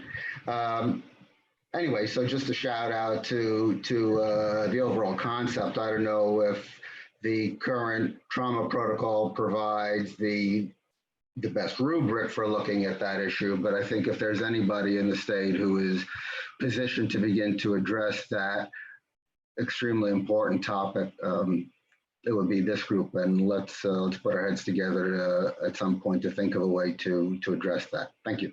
All right. Thank you, Joe. So the Kino and then Israel. Thank you, Dr. Lakey. Just wanted to compliment the group on really, really good work in putting this plan together. And just a general observation and maybe a suggestion for the group is just a reminder that the statewide Behavioral Health Coordinating Council does have within their plan this research component as a part of their second goal, looking at clinical research. And so just making sure that this good work is shared across them, just from a public policy standpoint, that we have some consistency in the message, particularly going into the next session. So it would be great if we had the statewide behavioral health coordinating council as a champion of this proposal as well. And I think you kill two birds with one stone in that this proposal, I think, will, if not meet the entirety, it will at least complement their strategic priority of clinical research and innovation in behavioral health going into next session. Thank you. Very, very good. Thank you. Dr. Liberzon. I just wanted to expand what you have mentioned. The reason that different sites will be recruiting different numbers, not only based on their infrastructure. The sites can have an infrastructure, but we specifically cast a larger net to include multiple type of trauma and multiple type of patients or children. So the idea is some of them, it's easy to get because they show up in the emergency room. So it's easy to recruit. The other ones are not available so easy. We have to go to the places where they are, and we have to seek them, especially those who have long-term traumas and so on. This is also why the scheduling of the follow-ups might be very different informatively. For example, the first month's follow-up will be very important for the kids who exposed trauma immediately, but 6 and 1 year follow-up will be more critical for kids who had already suffered trauma, but we still, maybe a year or two ago, but right now we recruit them and we want to see how they're doing over time. So we are trying to address a really comprehensively the issue of the childhood trauma. And in order to do that, both geographically, but also patient type-wise and system in which they are, we're trying to be as comprehensive as possible. And that's an additional contribution why there will be variability in the recruitment between the sites. That's what I had to add. No, I think that's good. And when I was saying infrastructure, you know, it's some are based in an urban area, some are in a rural area, some have a depression clinic ongoing, some have general clinics. And so there's a variability, but I think, again, that variability makes this more rich. And so really appreciate that. Okay. Carol, your hand's up, and then Alan's. Yeah, I would like to just say something that I thought that Kino's comment was particularly interesting. And I would like somehow to have a joint meeting together. I didn't even really know there was a statewide behavioral health research council. And I'm thinking that why wouldn't we, David, have a joint meeting with them for an hour or two some afternoon? So there are, Sonia Gaines leads that work. There's actually several people that are part of this group that are a part of that. Luanne and Dr. Newland have been meeting with them. And so there is some of that integration already, but a more formal meeting, we can help arrange that. We had a person on our committee from that team, Courtney Harvey, I believe. Yes. Yep. Except that she was out this year, so that was a little loss. Yep. Thank you. Yep. Okay. All right. Any other comments? Alan?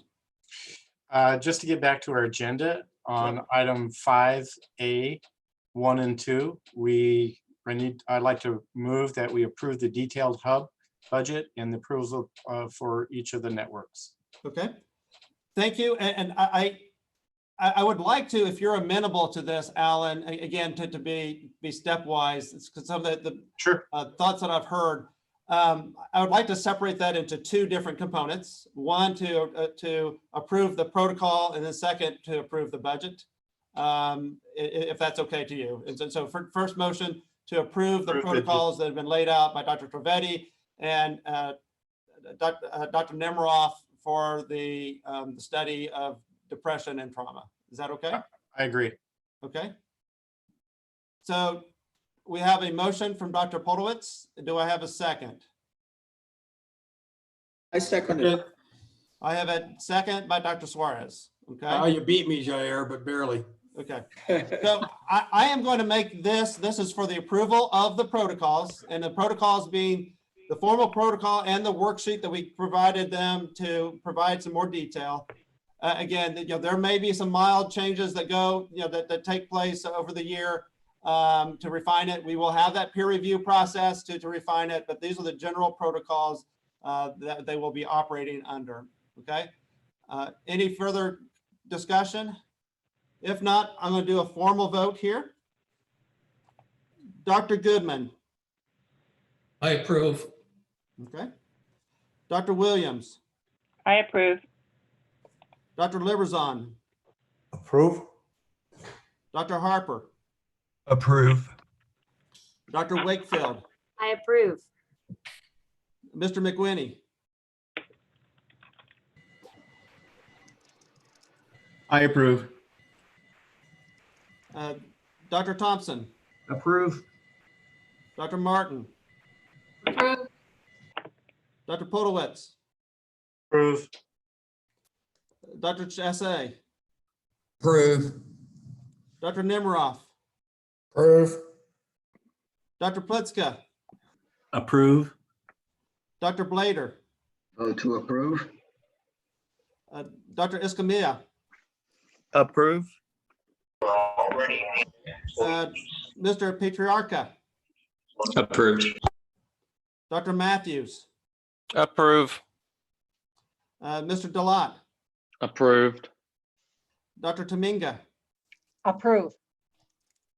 Dr. Ibrahim. Approve. Sonia Gaines. Approve. Mike Maples. Mike Maples. He may have to step out. Dr. Silverman. Stacy Silverman. She had to leave the meeting. Okay. Dr. Strakowski. Approve. Dr. Tan, I think, is absent. Dr. Robert, I think, is absent. Dr. Wagner. Approve. Dr. Vo. Approve. Dr. Suarez. Approve. Dr. Newland. Approved. Ms. Wesley. Approve. Andy Keller. Approve. Dr. Martinez. Approve. Danette Castle. Approve. Dr. Borges. Approve. So there's a unanimous approval for the both protocols. The next motion that I would welcome is approval of the budgets, understanding that that 380,000 that's not spent right now is going to be held. And come August, we will decide how that will be used, and partly in those discussions based on UNT. But that discussion will be for the full executive committee to make. So I make the motion you just said, but I'm not going to repeat it. Very good. I have a motion from Dr. Strakowski. Do I have a second? Podowitz, second. Podowitz, second. Any further discussion? Hearing none, I am going to call the vote. Dr. Goodman. I approve. Dr. Williams. I approve. Dr. Liberzon. Sorry, approve. Dr. Harper. Approve. Dr. Wakefield. Approve. Mr. McWhinney. Approved. Dr. Thompson. Approve. Dr. Martin. Approve. Dr. Podowitz. Approve. Dr. Chassé. Approve. Dr. Nemiroff. Dr. Nemiroff, you're actually you are voting. Dr. Nemiroff. Approve. Dr. Plitzka. Approve. Dr. Blader. Vote to approve. Dr. Escamilla. Abstain. Okay. Mr. Patriarca. Abstain. Okay. Dr. Matthews. Approve. Danielle Delat. Approve. Dr. Tamminga. Approve.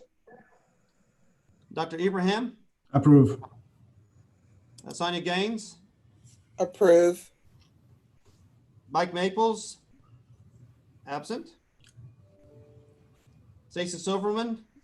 I think it's absent. Dr. Strakowski. Approve. Dr. Tan. Absent. Rhonda Robert, absent.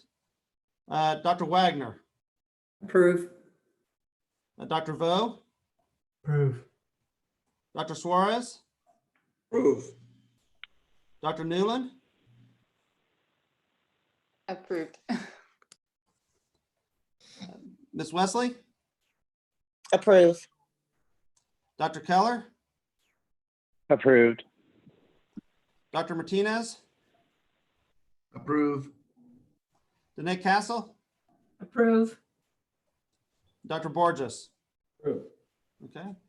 With that, we have 2 abstains. The rest were vote for approval, so it has passed. Okay. With that, our next order of business is on the COSH, but it's 10 minutes till noon, and we promised that we'd break at noon. How about if we break right now for 30 minutes at 12:20 start, and we'll start off with the discussion on the COSH. Does that sound reasonable? Thanks. Yes. So I'll see everyone, and I will start it at 10:20. Thank you all. All right, at 12, yeah. We don't log off, right? You meant 12:20, but we understood you. You know. Yeah, No, thank you. the- No, who's your timekeeping? The meeting will Thank- continue to Thank run. you, Steve. You don't need to disconnect. Okay.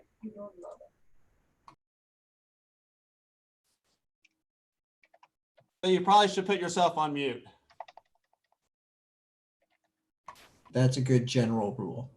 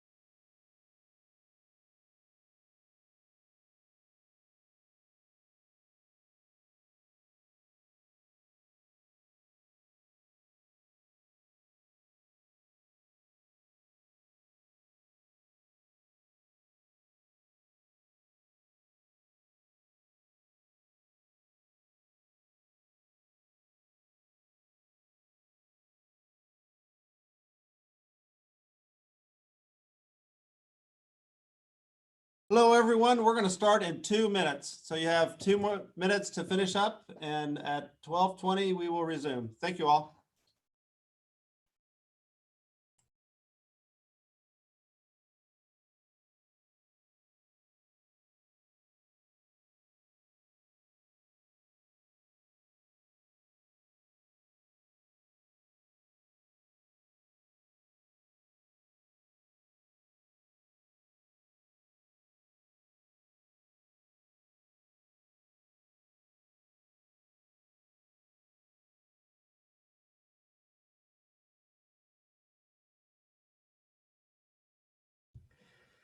I miss those box lunches, David. I miss the brownies that used to come with the box lunches. Yeah, that's right. So is the June meeting, will probably be virtual as well, just for now? I think we can, let's talk about it when we open up, but I think most likely will be virtual again. Okay. Okay.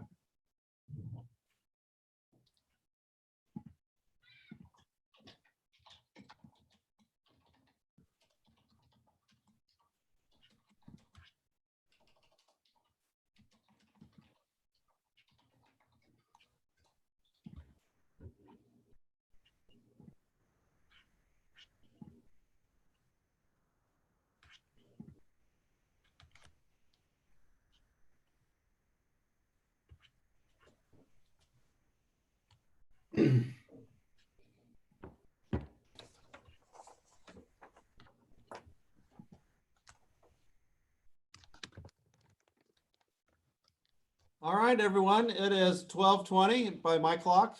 And as Alex and I were noting, we miss having the box lunches with everyone. But I said, especially the brownies that come with the box lunches. He also asked about our next meeting, and we'll get more detail, but I truly imagine that we'll be doing the next meeting like this again, doing it virtually.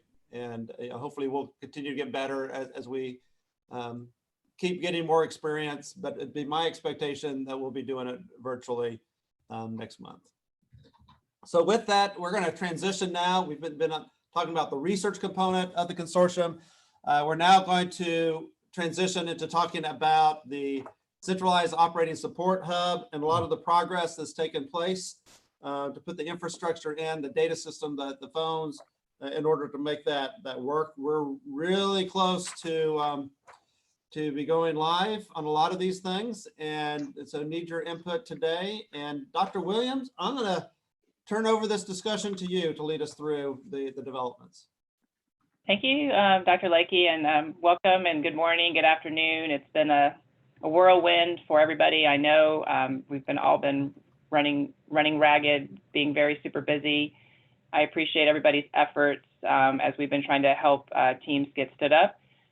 Today, we're going to talk about a few different topics, but I did want to start off the COSH conversation with actually a review of the team that's going to lead the data management system, because I know that there's lots of questions and people wanted an opportunity to see outside of the CPAN subcommittee, see the work that's being done.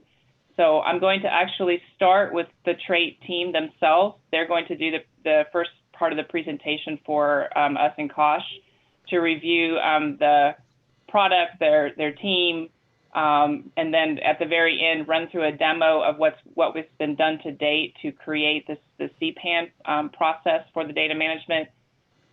We would ask for people to hold questions until they're able to get through, because you may discover that if they finish their presentation, they may have answered questions that you have. As Dr. Lakey said, the hope is also that you will provide us input, give us good insight in how we need to improve the platform so it achieves the aims that we'd like it to achieve. So there's a couple of team members within Trait, and I'm gonna let Malachi start. She is the founder and CEO of the company, and then she can introduce her team, and then they are going to share their screen to run through their presentation. Hi, good afternoon, everyone. This is Malika Amini. I'm the founder and CEO of Trade. Thank you so much, Dr. Williams, for the introduction. We actually can, if you don't mind sharing the screen at this point, since all of our team member profiles are on there. Would that be okay if I just did that now? Do I have Yes, you can share your screen. Okay, great.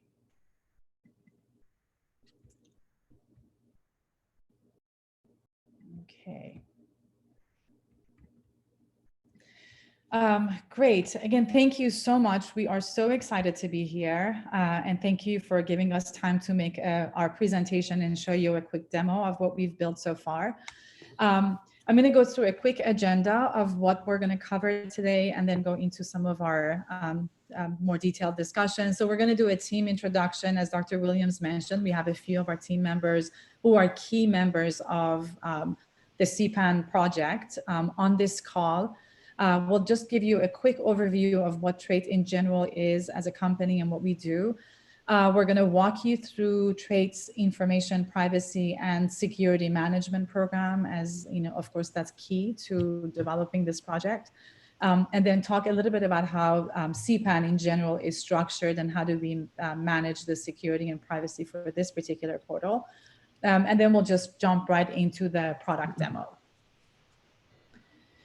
So for the members of the team who are on the call, again, I'm Malika, I'm the founder and CEO. I have 25 years of healthcare and healthcare technology experience, and the last 10 years have been in the data analytics space. I'm an engineer by background, got my MBA from Harvard, and since my MBA, I have basically been in the healthcare space in the different sub-segments. Both in terms of strategic direction, operational management, and also holding some higher executive level operating roles. I started the company based on my own personal motivation. My son was diagnosed actually at Texas Children's Hospital with several neurological disorders and some complex cases that he is still dealing with, and that kind of brought me to creating Trait as a company in behavioral and in mental health space. I'm going to hand over, actually, I'm going to have my team introduce themselves on the call. Hitesh. Sure, thanks, Malika. Yeah, so my name is Hitesh Kalra. I'm leading the technology, security, and privacy efforts at Trait. I've been in the, the information security industry for about 20 years now. With companies like VeriSign and Symantec. At Symantec, I was the chief architect of their authentication business. Kari? Yes, hi everyone. This is Kari Giverson. I've been with Trait for 3 years. I was initially hired as a software engineer and helped build our clinician portal and mobile app. And for the last year, I've been managing our engineering team and serving as director of engineering. In addition to my technical experience, I also have a degree in human biology from Stanford. And my personal connection to Trait's mission and the work we're doing in the mental health space stems from my sister, who struggles with extreme anxiety and depression, and for whom I am a confidant and emergency contact. So the work we do brings me a really strong sense of pride and purpose. And I'm excited that we get to be a part of the CPAN program and work at, and the important work that you guys are doing. Thanks. Hello, everybody. My name is April Hishinuma. I'm the Director of Research and Data Analytics at my background is cognitive science at UC Berkeley, but I also have a master's in computer science at University of Pennsylvania. My previous background is in scientific research, such as stroke and Alzheimer's research at UCSF and Berkeley, and publishing some of the data in Nature Medicine. So I'm excited to be on this call. Great, thank you so much. And the rest of our leadership team includes, who are not on the call, but it includes Dr. Carl Feinstein. Many of you might know him from all of his history of work in child and adolescent psychiatry. He has been my co-founder and chief medical officer. He has held several key positions in thought-leading institutions, including Professor Emeritus at Stanford, and currently he's the Vice Chair of Psychiatry and Neurosciences at UC Riverside as well. and Bei Chang, who's our head of user interaction. And he has been a user interaction expert, the PhD in computer science from Stanford, and has been, and actually was the head of user interaction research at Google for all of the consumer facing applications. So any Gmail or some of the Android apps are the results of some of his work at Google.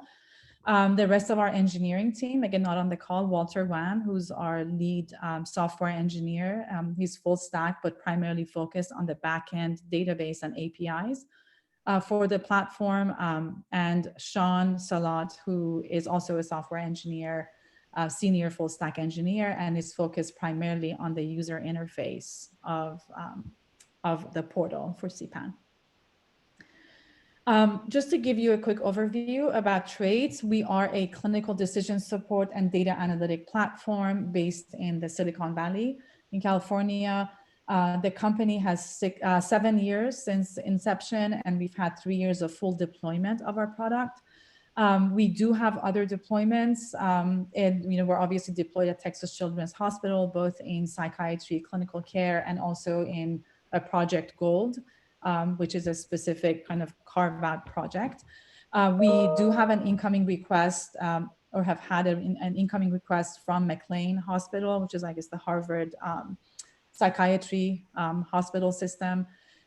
They met us at the American Psychiatric Association and asked us to submit a bid on an outcomes tracking application that they are launching across the hospital system, and we're currently under evaluation by them to deploy or to receive the bid.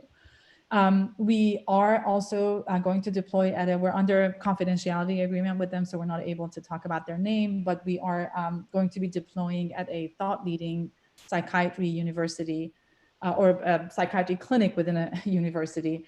And in both ambulatory care in child and adolescent psychiatry, and also in an inpatient transition within that same department from inpatient to outpatient, and also a part of a statewide integrated care program, similar to a different program similar to Texas though, where we are providing an integrated care platform in complex intellectual disability disorders. We have a collaboration right now with UC Irvine and UC Riverside working on improving ADHD treatment adherence and patient outcomes, again, in child and adolescent psychiatry. We have 2 main applications. One is the clinical care application of our product, which is a multifactorial intake and outcomes tracking platform. And then also a research application, which provides some of the same services and also patient recruitment and retention in, in clinical trials. Hitesh, I'm going to hand this over now to Hitesh to talk a little bit more in depth about the information security and privacy at TRAIT. Perfect. Thanks, Malaki. So yeah, I think before we go into the demo and the product details, I was like, let's kind of go through security and privacy. So at TRAIT, right? So security is everyone's responsibility. I wanted to kind of start with that. And what that really means is that we all understand the risks associated with a data breach, right? So, to that end, each one of us, like every employee has gone through a formal HIPAA training. All our engineers have been trained in secure coding practices as well. So then let's go through our approach, right? So our approach is, again, very standards-based, defense in-depth approach to security, which means you have multiple layers of controls. And these are, administrative safeguards, physical safeguards, technical safeguards in place to ensure the security and privacy of data.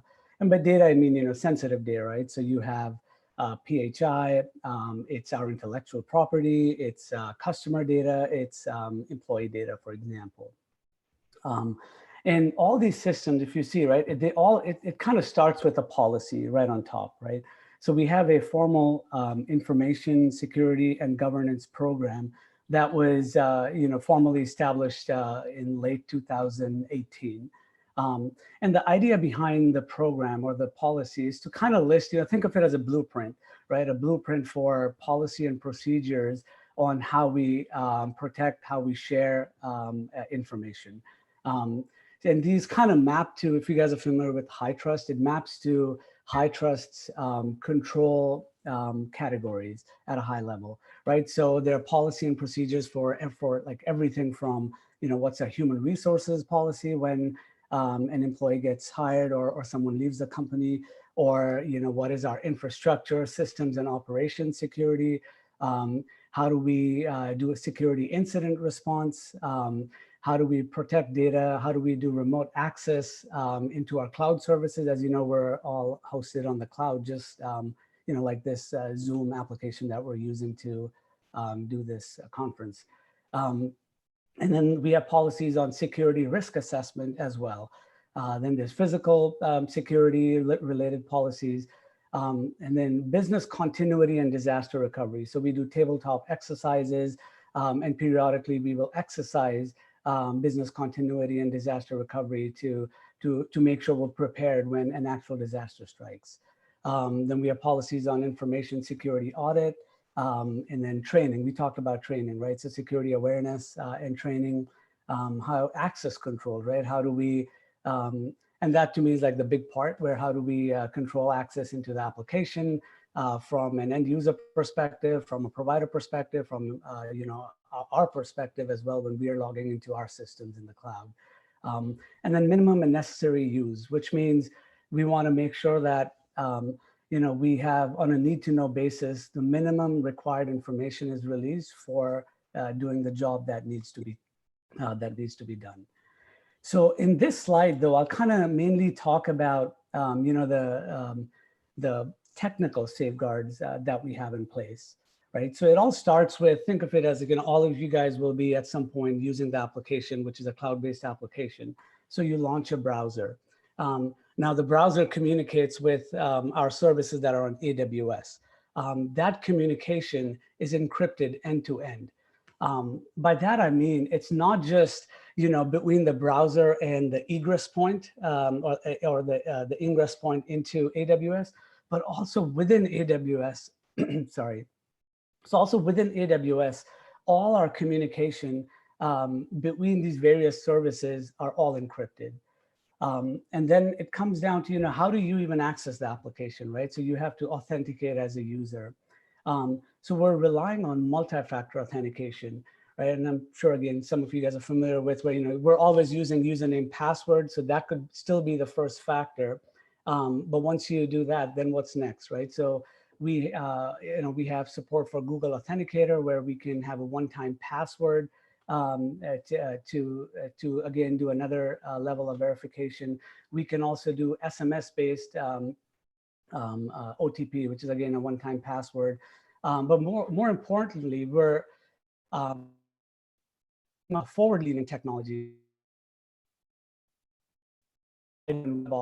These are technologies that have anti-spoofing and anti-phishing built into the protocol, so that if someone were to, get a hold of username password, they could not access the cryptography related to the keys that are used to then authenticate you. And these are all on our roadmap. And because, we're part of the FIDO Alliance as well, because we want to make sure that, we're working on these forward-leaning technologies.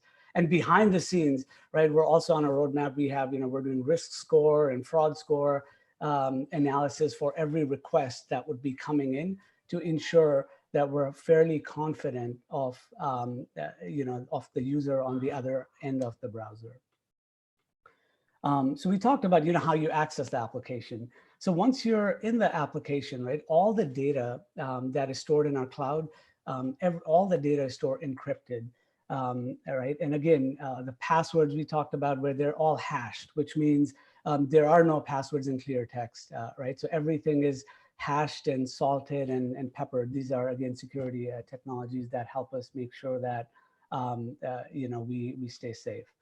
Then we have a couple of companion apps on iOS and Android, and any information that is stored on them are also stored in the secure enclave of those devices, again, to ensure that no one can snoop into any information.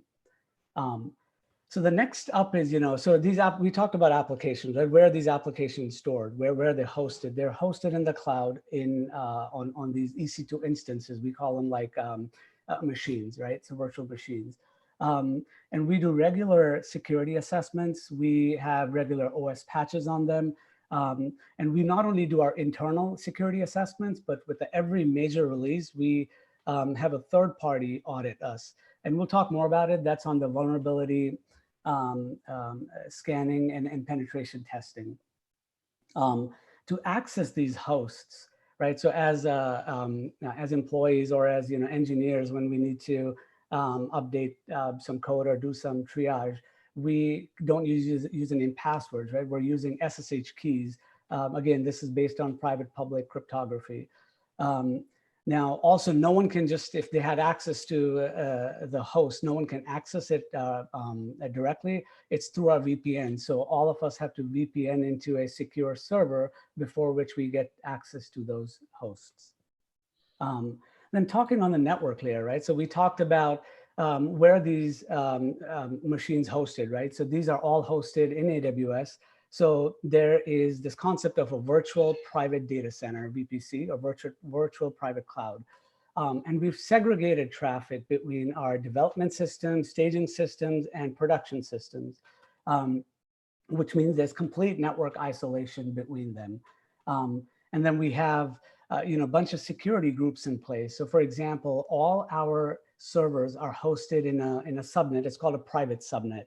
But how does traffic from outside come into that private subnet, right? And that comes in through these load balancers that are on the public subnet. And how do you manage traffic between the load balancers and the private subnet? That happens through these security groups, which again provides firewall rules. Essentially, they're firewall rules which allow ingress and egress out of these different security zones. And then we have intrusion detection systems in place to alert us when there is a possible intrusion, and then our staff would go in and triage and check that out. Then we talk about vulnerability assessment, right? So at the network level and the application level, with every production push or before every production push, we have to do a vulnerability assessment and pen testing internally. And with every major release, we have our third-party partner or a vendor that does the same level of, I think a little more stringent vulnerability assessment and pen testing. And, we'd be happy to share some of those reports on a need-to-know basis. All right, Malake, back to you. Great. Thank you so much, Hitesh. So how does this, just to kind of move to CPAN now, what are some of the key privacy areas that we're focused on with CPAN? Just to, kind of before we even go into that discussion, I just wanted to make sure that we clarify a couple of things about the portal and about TRAIT. TRAIT's not an EMR, and on CPAN especially, we definitely are not actually creating any patient records for the HRIs, and we only are a tool for CPAN HRIs to collect PCP call data and with relation to any type of call that's coming in. And we do not actually create a doctor-patient relationship on this on the portal. We are primarily and only a provider-to-provider service for educational and care consultations, any referral services, or any general education resources. So just as an overall structure, kind of how are we structured in the actual portal? Texas CPAN is an overarching program, central program. And these are not all, this is obviously just a sample of what we're creating, but it basically just talks about the organization. So CPAN is the overarching.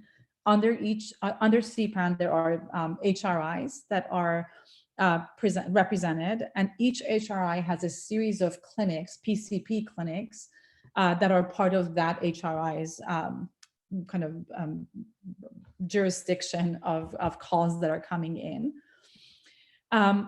The information that's shared, so on each HRI obviously is collecting call information that is being, that is basically held by the overall Texas or the CPAN organization.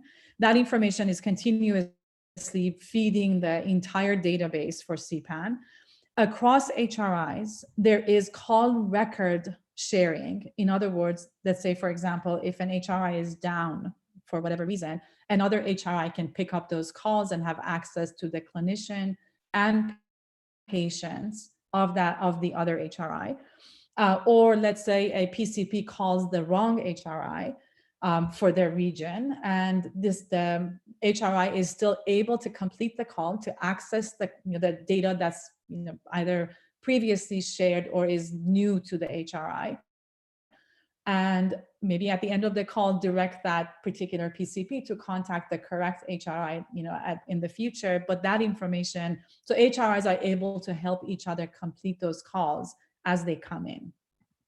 What is not shared across HRIs are the analytic layers. So any hub analytics or insights are only shared between the Texas, kind of the CPAN overall program and the specific HRI, but HRIs do not see any hub insights across themselves. So BCM is not able to see how UT is performing in terms of call information or even patient outcome information. That's only data that's shared between the HRI and CPAN and then turned into insights and analytic layers that are going back and forth between the two. Now, for each HRI, there is some, again, data sharing kind of layers that we have, or privacy and security layers that the platform has created. So within an HRI, let's say there are two PCP clinics. I'm going to call them Greenbrier and Shepherd clinics. Each one has its own clinicians, and the data across these two PCPs is completely blocked. So there is no way that a PCP from Shepherd would call in and see any information about any patients or call history of Greenbrier PCP that has called in the past. There are some, internal measures within the PCP clinic, which I will go through now as we move forward. But again, no PCP clinic is able to see or share any data about another PCP clinic. Within each PCP, I'm going to use Greenbrier as the example. Dr. Scholl and Dr. Williams are part of the PCP clinic, part of Greenbrier. Each of them has two patients, right? So 4 patients within the same clinic for 2 clinicians. Let's say that Dr. Scholl is not available on one day, and as it is very common, Dr. Williams is actually seeing Dr. Scholl's patients.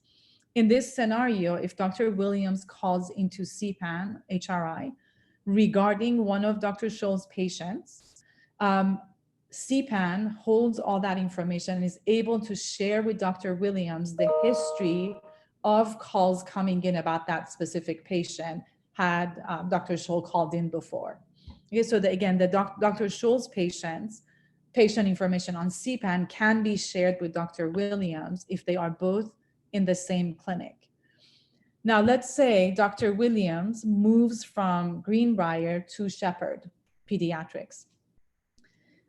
She goes right into the same block of absolute no sharing of data. So she will have no access, and CPAN will never share data on any past history of calls that Dr. Williams has made into CPAN regarding any Greenbrier patients. However, if Dr. Williams now calls in about a patient that is currently at Shepherd, then CPAN is able, the HRI is able to share information about that specific patient with Dr. Williams now. But again, no past history of call from Greenbrier is shared. Great, so now I can move directly into the demo of the product. And before we do the demo, I'm just going to do a couple of kind of clarifying items. There is a timeline on these releases. So the PCP enrollment form is going to be released next week, and it can start to collect all the enrollment information. And I will show you, I'll demo what that enrollment looks like. The next phase, which is going to be June, is going to be the visit tracking. So all the call tracking information is going to be launched then. Patient assessment is our phase 2, which is going to launch in July. And that is basically enabling a CPAN consultation team, primarily, I guess, like a psychiatrist, to actually send one of the standard measures, like a PHQ-9 or Vanderbilt, over to the family or to the PCP in order to collect more information about a specific patient. And again, we'll go over that in the demo. The future phases, phase 3, 4, and 5, are patient engagement and integration with TChat program, and then Hub Insights, and as well as global CPAN insights as more data is collected. Our focus today is going to be primarily on phases 0 and 1, and we touch on phase 2 as we go through this process. Now, again, just to kind of create the right framework for what you will see in the demo, there are 3 sets of roles that we've defined. One is the leadership role within the HRI. So this is the program director who's going to be monitoring the metrics and looking at Hub Insights in order to continuously improve the program within the HRI. Within the Hub, there are specific roles that are in the consultation or call team. One is the Hub admin. Hub admin is primarily responsible for user management and enrollment of either the consultation team within the Hub or for the PCP and clinic enrollments. So it's an administrative role. There is no patient information that they access or any calls that they can then continue on into the kind of second part of or part 2 of the process.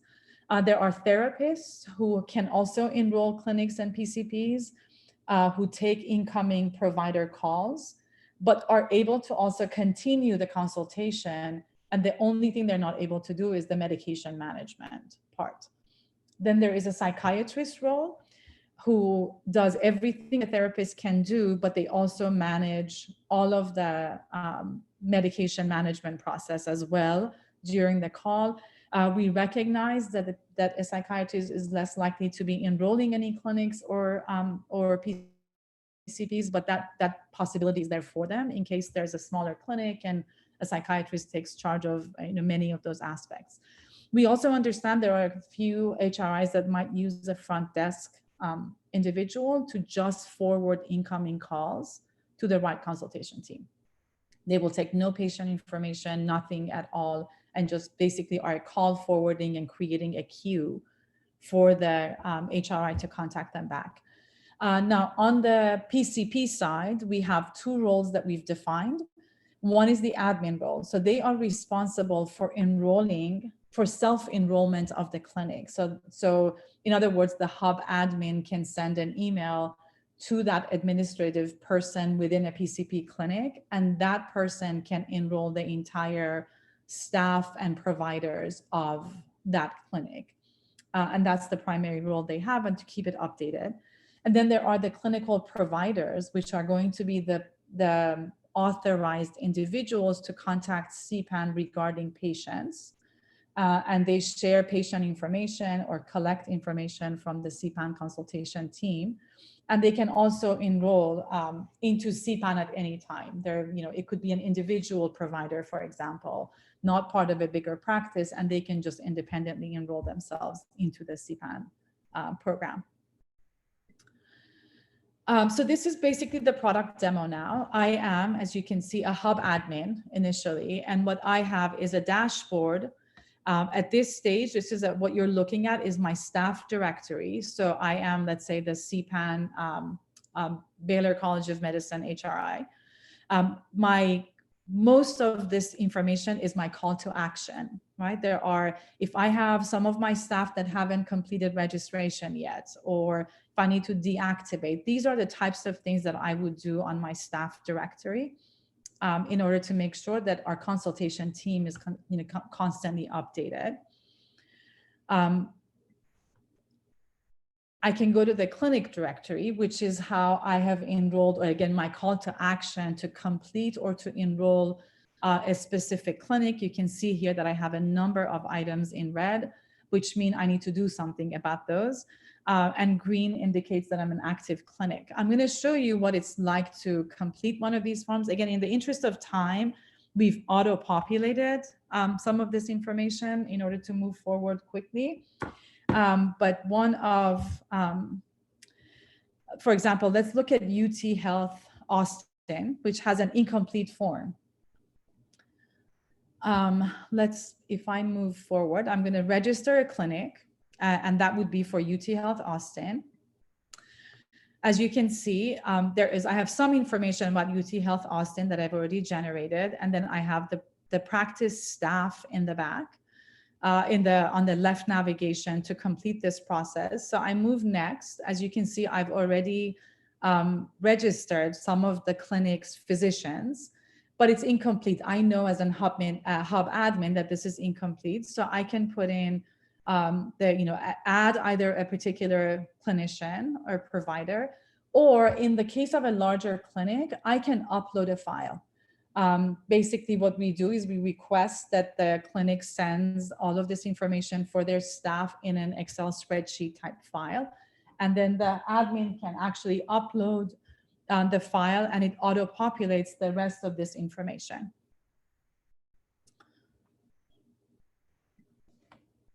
Now here is, and then you can see once I'm done with that enrollment, UT Health Austin now is an active clinic. I've completed that enrollment process.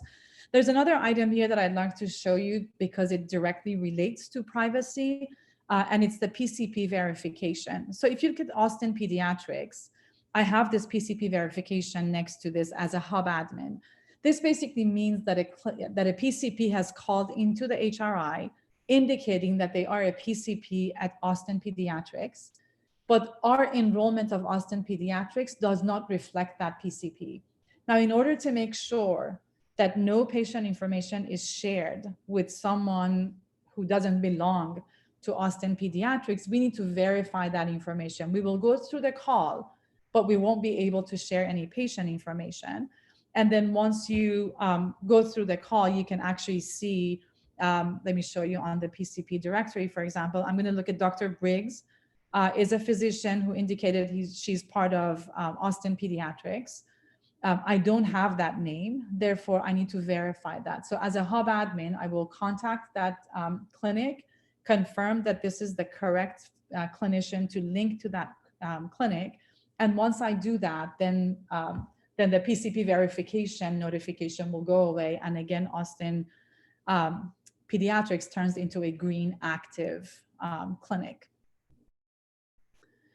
Now I'm going to move to a psychiatrist role. The reason why I choose psychiatrist is because it's an end-to-end and can cover medication management and everything else related to a call. And I recognize that I'm as a psychiatrist, I may not be taking any calls, but again, for the purposes of time, I'm going to create that profile as if I am sitting at the call center and taking the call and then going through the consultation. So once I am a psychiatrist, this is my dashboard. Again, it's primarily a call to action, and it shows me if anyone is waiting for me to take on a consultation or what calls are in progress. Now I'm going to be taking a new call in order to show you exactly how this process works. So I'm going to start the consultation. This is where a provider is contacting me, a PCP is contacting the HRI, and I take the call. So again, in the interest of time, some of this information is pre-populated. So I go in here and it's Kathy Collins calling me. So as soon as I type halfway through this, Kathy Collins shows up. And once I click on that, the entire information about Kathy shows up here for me. And I am instructed to verify that Kathy is still with Austin Health as a nurse practitioner. Again, just to make sure that we don't share any private patient information with a clinician that doesn't belong to a certain clinic. Once I confirm that, I move forward to collecting additional information. This is a call that's about a specific patient. It could also be a call that's not patient specific. It could be just general resources or general referrals, but here I'm going to walk you through all the patient information. So again, the call that's coming in from Kathy is about a specific patient that Kathy has called in before. So this is for Lisa Silverman. I make sure that I have the correct information for this patient, again, for privacy purposes. You can see that this is a female that she's calling about. And the first question I ask is this call regarding an emergency? In this case, we're going to go through and no, this is not an emergency, again, to go through the entire call. But let's say if it were an emergency, then we would ask what type of emergency is this about? And then we inform the caller, we inform Kathy that CPAN is not an emergency consultation program and that they need to follow the emergency protocols of their clinic. But that information, this information about the emergency is something that is interesting to collect for future analysis. So now I say again, no, this is not an emergency. And Kathy is calling regarding potentially a new diagnosis for Lisa, some medication management maybe, and then some referral assistance and general resources. I, as a psychiatrist, can also type in a lot more of the detail of my conversation with Kathy in my notes section. Now, because I'm a psychiatrist and this patient needs medication management, I am going to say, okay, I'm going to continue to part 2 and continue the consultation. So here's where I collect some of the specific information about Lisa. Now, again, this is not an EMR. This is not collecting patient data for the purposes of storing patient data. It is only to provide this provider-to-provider consultation, but to make a more informed decision about the consultation. So I'm asking, what are the chief complaints? What is it that you're calling about today? Now, a number of these symptoms are in the database. So once you, again, type in 3 letters, it auto-populates, or you can add something that, type in something that's not in our database and it gets added. So this is a call about Lisa for irritability and hostility. I've asked Kathy, and she informs me that Lisa has been diagnosed in the past with a major depressive disorder, and she's on fluoxetine 10 milligrams a day. And she's also seeing a therapist, Dr. Scholl. And I may know that therapist and kind of have a sense of what type of therapy Lisa is receiving. And I can, again, type in a lot more of the detail in my clinical notes in order to provide a more informed, in order to document why I'm coming up with the decisions that I'm coming up with. So after hearing everything Kathy has told me, I come back with a yes, I do believe that Lisa is most likely a kid that also has ADHD. I do make a new medication recommendation, which is Adderall, 10 milligrams a day. I do tell the PCP that Lisa probably will benefit from some additional referrals to a local child and adolescent psychiatrist in her area, and also to receive some CBT. This may be just done by Dr. Scholl, or I may forward the information from Lisa to one of our referral specialists in order to find an appropriate therapist in that area. I also recommend a parent management training to know how a family can deal with some of those ADHD symptoms. In terms of general resources, I am recommending some educational content about how to find a kind of go for a apply for a 504 plan or an IEP program given the ADHD diagnosis. And any additional information that I want to collect, I can put in the special referral outcome information. The rest are some information that I collect in order to kind of use some of this information for metrics, for educational metric or success of the program measurement. And these are just a few questions that we've heard so far from some of our conversations. This list can be longer, or it can also be customized for HRIs based on what they are specifically more interested in, if not the general questions. So some of the questions would include something like how severe was the problem that the PCP called in about, how complex was the question that they were asking, how knowledgeable is that PCP in mental health issues, or how likely are they to follow, for example, my advice or my consultation information. And then I'm done with this part 2, and I press submit, which takes me back to the same dashboard so that I can then go on to responding to additional incoming calls or to follow-ups.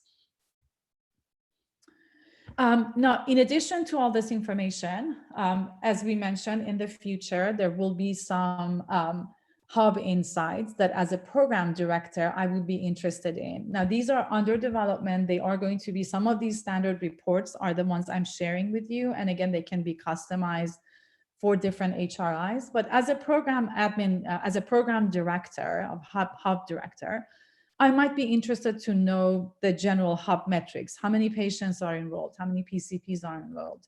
What's the length of the average length of a call, or how many total calls are coming in every week? And what is the upward or downward trend of all that information? I can see it in numbers, and I can look at it week by week on a chart. I may want to know what are some of the referral outcomes. What is the PCP calling about? Are they calling about behavioral health provider referrals, local psychiatrists? Some are calling with no requirements for referrals or just for general resources. Or the presenting concerns. What are they calling about? Is it to look for a new diagnosis? Is it medication management? Is it behavioral management? Any assessments that they need, some of those standard kind of measures that they need to have access to, or just for general resources. So these are some of the things that we have considered as just standard reports for all the hubs in terms of hub insights. But again, these are kind of early on, and the future customizations will all happen after some more data is being collected. So this is the end of kind of the overview of the demo. We would be happy to answer any questions at this point about either the presentation itself or about the demo. Thank you, Team Trait. It's lovely. Dr. Lakey, how would you like us to go about the question portion? I know you have to be mindful of time, so I ask for your direction. I think we're doing okay with time right now. And again, thank our presenters for a very straightforward layout of the product and what it does. Let's do questions the way we've done it throughout today. If we could take down the sharing of the screen, it's easier for me to watch people and watch the questions. But if people would raise their hand in the panelists box, we'll go through the questions.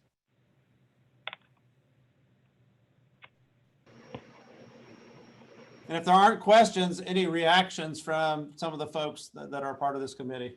Well, David, we have people raising their hands. I didn't see any hands yet. So yeah, there's 4 people.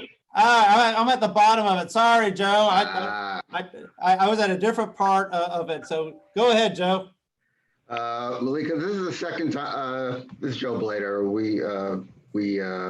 We spoke in the context of the presentation you made to CPAN, to the work group. So this is the second time I've seen this prototype.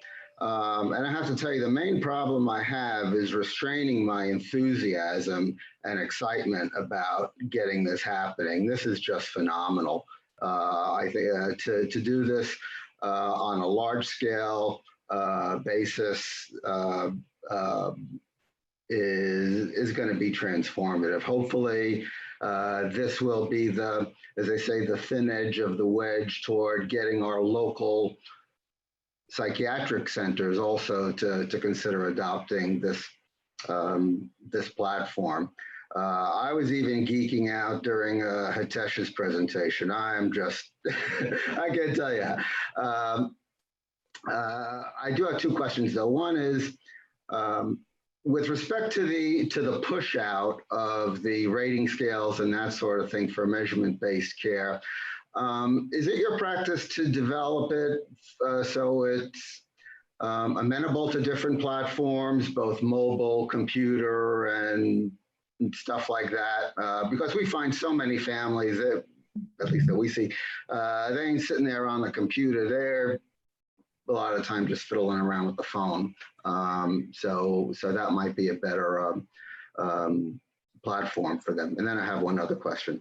Sure. Thank you so much for your comments and for your enthusiastic responses. Yes, this is actually going to be available on multiple formats. In fact, the initial launch of those standard measures were on a mobile phone. So it can be so it responds to mobile phone, tablets, or desktop, depending on the preference. Hitesh, were you going to say something about that too? No, I think that sounds about right, right? So our platform is pretty responsive, which means whatever we're doing on the web should work on the browsers as well, because that's become like the leading technology. Oh, okay. Yeah, and especially for patient assessments, we've designed the forms to be mobile first, because we know so many users are using their phone most of the time. Yeah. Right. Okay, perfect. I know that we've tried to stay away from proprietary scales because of the cost, but I think I might be able to get favorable, if not better pricing on some of these things if I inquire with some of my contacts. Is that something that you'd be open to my trying to do, and maybe get a conversation going about how to use especially the things with norms, which are really very helpful, because it's more intuitive for pediatricians and families to understand where things are at when you start talking in terms of percentiles and that sort of thing. So there are clearly some, and those do tend to be the proprietary scales. And so, for instance, I think the trial behavior checklist, I think there's a chance I can get a very advantageous costing on. Yeah, that would be great. Thank you so much. Thanks, Joe. Alex Vo, Dr. Vo. Yeah, thank you so much for the demo. It's very impressive. I just have a couple of questions. Correct me if I'm wrong, what we just saw was basically a wireframe demo. And so my question is, how long would it take to spin up an instance for the consortium, and what the training cycle would look like, if you can talk about that? And then my other question would be, in phases 3 through 4, there's interaction with the TCHAT program. And I know this came up in our data governance committee yesterday, but could you talk about whether you're on the Epic App Orchard, since the vast majority of our institutions are on Epic, and how do you foresee, either developing an API to integrate Epic and, push back poll information, et cetera. So if you can address those two issues for us, that'd be great. Sure. So the actual PCP enrollment forms go live next week. That's the first phase. And then in June, towards the end of June, the call tracking itself will go live. We're currently in the development phase of that. So it's harder to demo that with any additional information in the actual portal. The training cycle is, we actually do provide kind of a CPAN overall webinar. Typically we actually fly to the location and provide all of the training hands-on. Obviously that's not possible next week, but we do actually have webinars of individual hub and then overall CPAN training program. We're happy to do kind of one at a time HRI program training as well. Yeah. On that, would it be possible to embed like a help button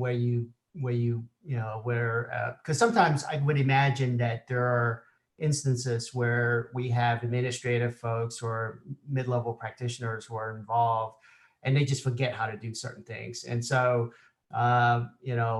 is there a help button that can be embedded that has like either video or walkthrough of how to do certain things, like Microsoft Word would have something like that. Mm-hmm. So is that a possibility downrange?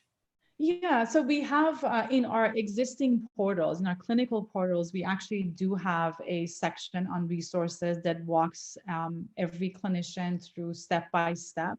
Not only clinicians, but actually every role step-by-step on how to use the portal. So we anticipate that something like that would also be in this application. We just haven't, done the demo on that yet. But yes, absolutely, that would be there. A step-by-step, how for each role, when you log in, what are the things that you need to know about how to do.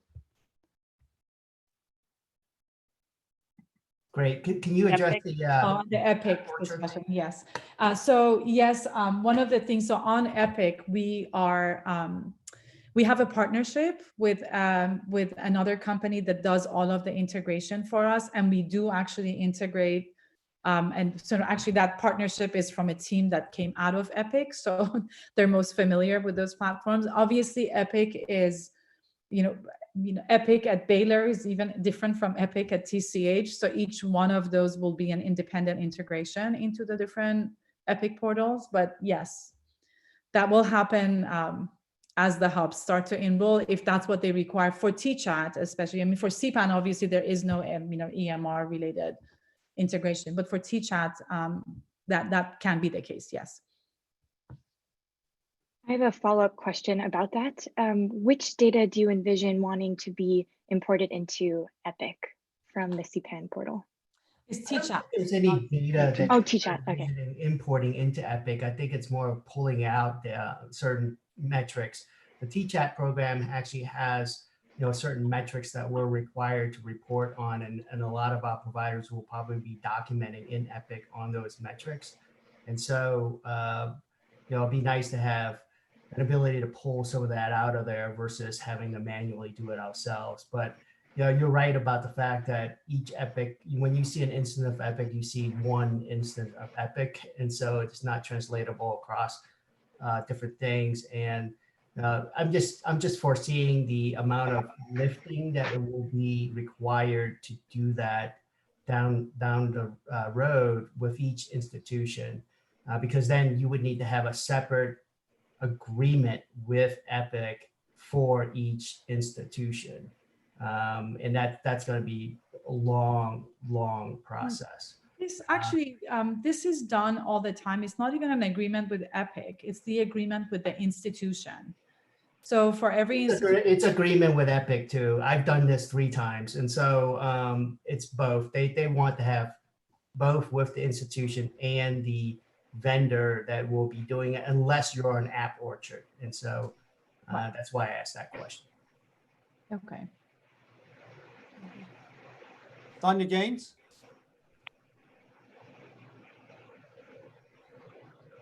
Tanya, you're on mute. Okay. First of all, I just want to also express my enthusiasm about the functionality of what this system can do.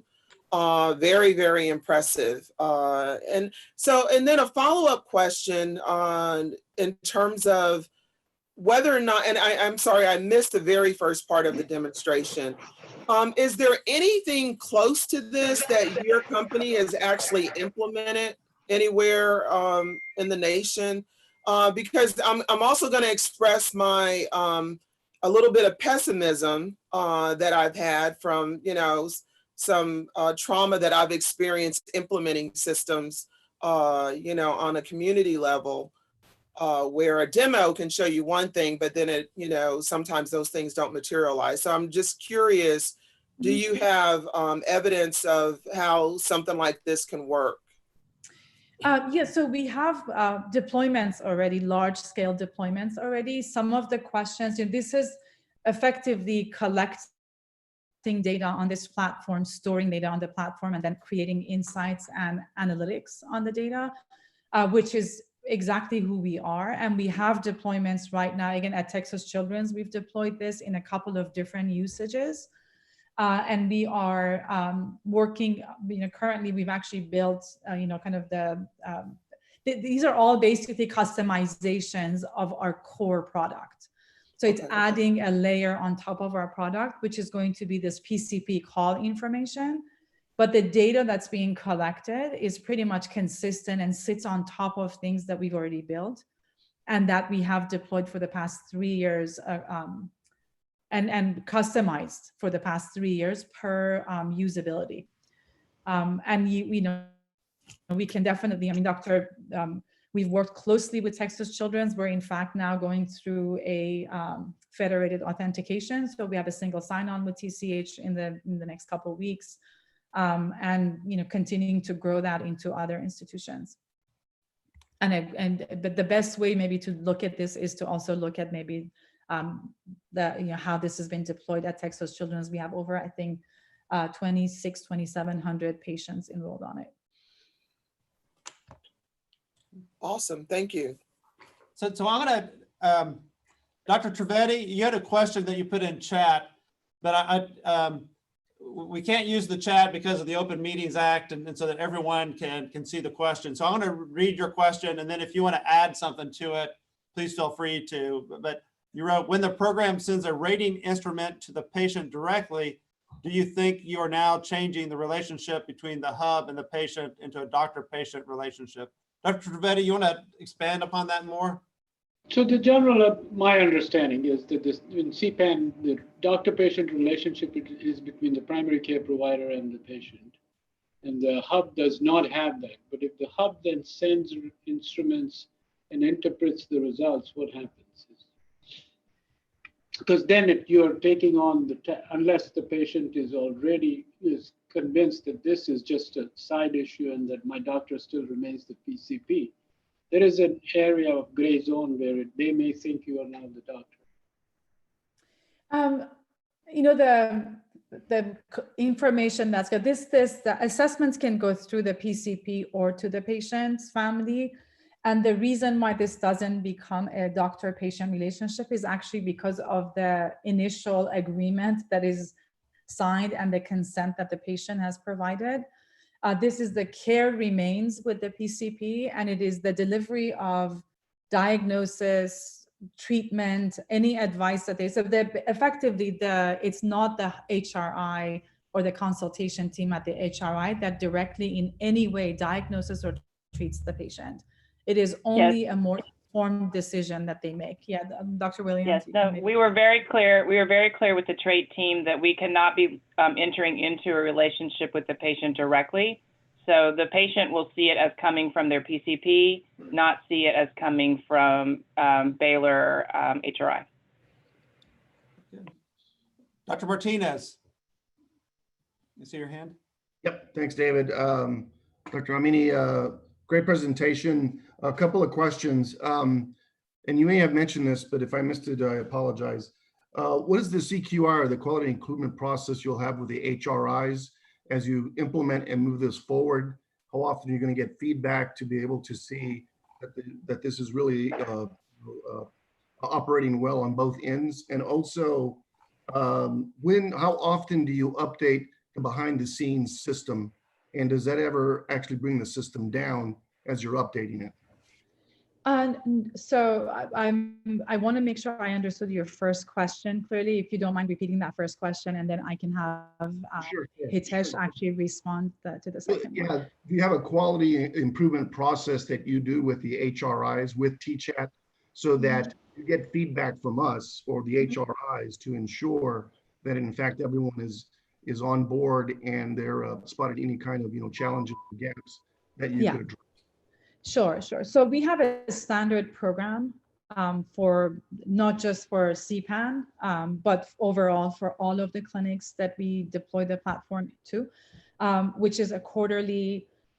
We have as a kind of both a focus group, individual interviews, and also a group set of questions on surveys where we collect data on what are the most effective parts of the program, what can be improved most, what are some of the features that are kind of the next set of features that the team wants to see developed.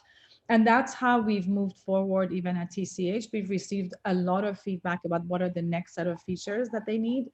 And we've implemented that. We, with TCH, we've also gone out to the patients who have volunteered to actually share information. And we've done the same where we've interviewed patients, we've asked them what is working and what's not working, and we've collected that data and helped improve the quality of the product for them as well.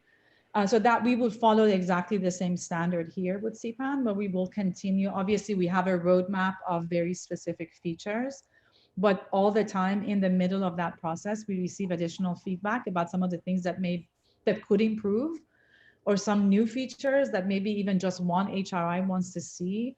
Then we kind of try to bundle that with the current roadmap and figure out a timeline where those things can also happen. But I want to actually forward to Hitesh. Hitesh, do you want to talk, maybe Hitesh or Kari, both of you, if you wanted to reply to quality improvements or new features, and how does that affect the system performance and usability? Yeah, so from a new feature perspective, right? So that's a typical project management role, product management role, where we have a roadmap of features that we are implementing, on a quarterly basis. But pushes pretty much go out. At least the cadence that we've seen so far is every month, right? So we have these sprints. Sprints are called, cycles when you develop code. So we do those. Each sprint is 2 weeks. So at the end of that sprint, we probably couple 2 sprints together. So that means every month we push out an update, and these are planned updates, right? Then there are also patches and security updates. Those happen all the time on demand. And with all this, for us, what's really important is backward compatibility, which means the system doesn't go down, right? So though there's this one thing, like we have maintenance windows, known maintenance, published maintenance windows every month. We have hardly used them. And those maintenance windows, happen like maybe on a weekend at midnight type of thing, where we would do things that might require us to take a system down for, let's say, 30 seconds, right? That type of thing. They'll all be orchestrated, but we haven't had any of that so far. We haven't, fortunately, we haven't had to use maintenance windows. But to me, again, it's very common in any sort of cloud service. So you say that you've achieved 5 nines essentially? So well, yeah, so we haven't been, I guess, from an SLA perspective, so we can say we have achieved 5 nines, but I don't think we have metrics to show that, but we're working on that, right? We're working on external, what we call application performance monitoring. That'll give us the performance and the SLA metrics to be able to claim I would say today we're at 4 nines, but we want to get to 5 nines, right? For sure. Okay. Very good. Any other questions? Dr. Williams, I'll turn it back over to you then. Anything you want to say, or and then I do. Before we go into the other parts of the cost update? I do. I do just want to personally thank Malachi and her entire team. We've been doing daily calls for the last 3 or 4 weeks. The CPAN committee has provided a lot of input to Malachi's team so that they could really build CPAN in the way that has been decided upon, the vision that we had for CPAN for the state of Texas, and they really are, every day working hard, and I just super appreciate all their efforts. I also want to say that we've had, as Malika said, she's had end users of the patients, but we've also, including Dr. Tran, who's been our pediatrician consultant, she's been meeting with them also weekly to get insights about what a PCP would find beneficial and make sure that the call and the process is efficient, because we don't want to have data collection be so cumbersome and difficult that it makes the call inefficient. Because at the end of the day, what we're trying to do is help that PCP in that moment with the question that they have. So we are all going to be working on an iterative process to improve, and I just very excited that their team is helping, and just bravo, thank you. Thank you so much, Dr. Williams, for your direction and your support. Yes. Very good. I had one quick question before we move on. Steve, go ahead. Thinking ahead, and Alex, I think, asked this, but I don't think I quite heard the answer. With TChat and CPWE, we're going to be collecting metrics. Are we eventually going to be doing that with trade or a system developed by an extension of this? Because we've got to think about how we're going to pull those metrics together as well. I have talked with Trade about CPWEO, and we are going to work on that as well. Great. It wasn't in the original RFP. It was kind of decided after the RFP was brought in.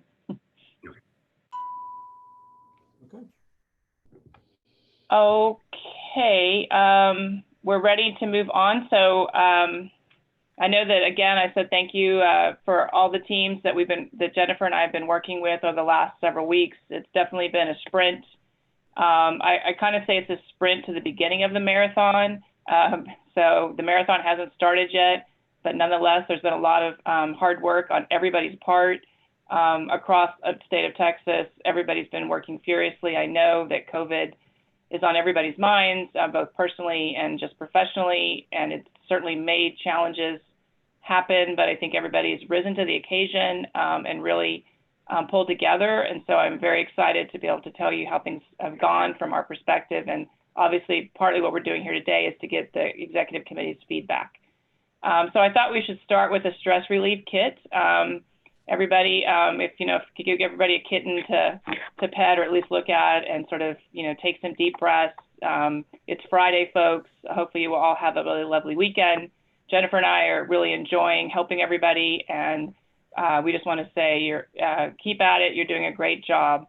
Next slide. And then I think we're all a bit tired of Zoom meetings, but nonetheless, it's helping us stay physically distant but socially connected. And you don't want to know what I look like without the filter. It's probably more like the second one. But welcome to the Zoom, folks. It's here to stay, I think. Next slide. So this is the agenda that I'm going to talk through in the next, hopefully not too much time. What I will do is I will talk about one piece, and then I will stop and ask people to tell me questions, comments about each of these agenda items. So we're going to start with telecommunications. Next slide. So, although I wouldn't recommend you do it right now because we're supposed to all be in the meeting, but the phone number actually does work. The 1-800 number, or it's actually 1-888. I put that down wrong. See, don't call that number. You won't get the right one. I just realized the error. But it's 1-888-901-CPAN. It works. We are very excited. The Lantana team has been also amazing. Helped us. They got the phone line turned on. The contract is actually not signed, but they nonetheless went ahead and turned the phone on for us so that we could start CPAN next week. There are 2 more steps at Baylor to get the contract signed, so I anticipate it's not going to be too much longer. As we've all discussed, COVID has made some of the processes just have a few more extra steps to them. But as soon as the contract is signed, the Lantana team will have a project manager. That project manager is going to reach out to each HRI team and talk with your IT and telecommunications team members to discuss what's going to work best for your hub about phone setup, what hardware you need, what software you need. This is where I am not an expert in telecommunications. Hopefully I'm somewhat of an expert in just communication. But I don't want to speak on Lantana's behalf, but their goal is to have their experts speak to your experts and make the decisions about any software, hardware needs to get your hubs up and standing. Right now, as an interim step, because we are go live for CPAN next week, is that we've worked with each of the HRIs to have an internal phone tree. So what's going to happen on Monday is if a PCP calls in, they will be connected, no matter which option they pick, they would be connected to Baylor. Our Baylor team has been training with all the HRIs on how to transfer that phone over to their phone and manage the call as they're able to manage the call. And so for those teams that are not able to stand up next week, Baylor is going to take those calls for that region. We don't expect to have too many phone calls though, because for the teams that are not standing up next week, they're also not enrolling. But nonetheless, we will take calls no matter where the PCP comes from and help them with whatever question they have. So I can't give you right now an exact estimate of how long it'll take for each of the HRIs to get, the telecommunication software or equipment that you're going to need. But what I can say is COSH is committed to continuing to be sort of your transfer center until it's such time that your hub is able to be operational. Next slide. Oh, not data management. Could you go back to telecommunications real quick? Sorry. So I'm going to stop here and see if people have any questions specific to the phone.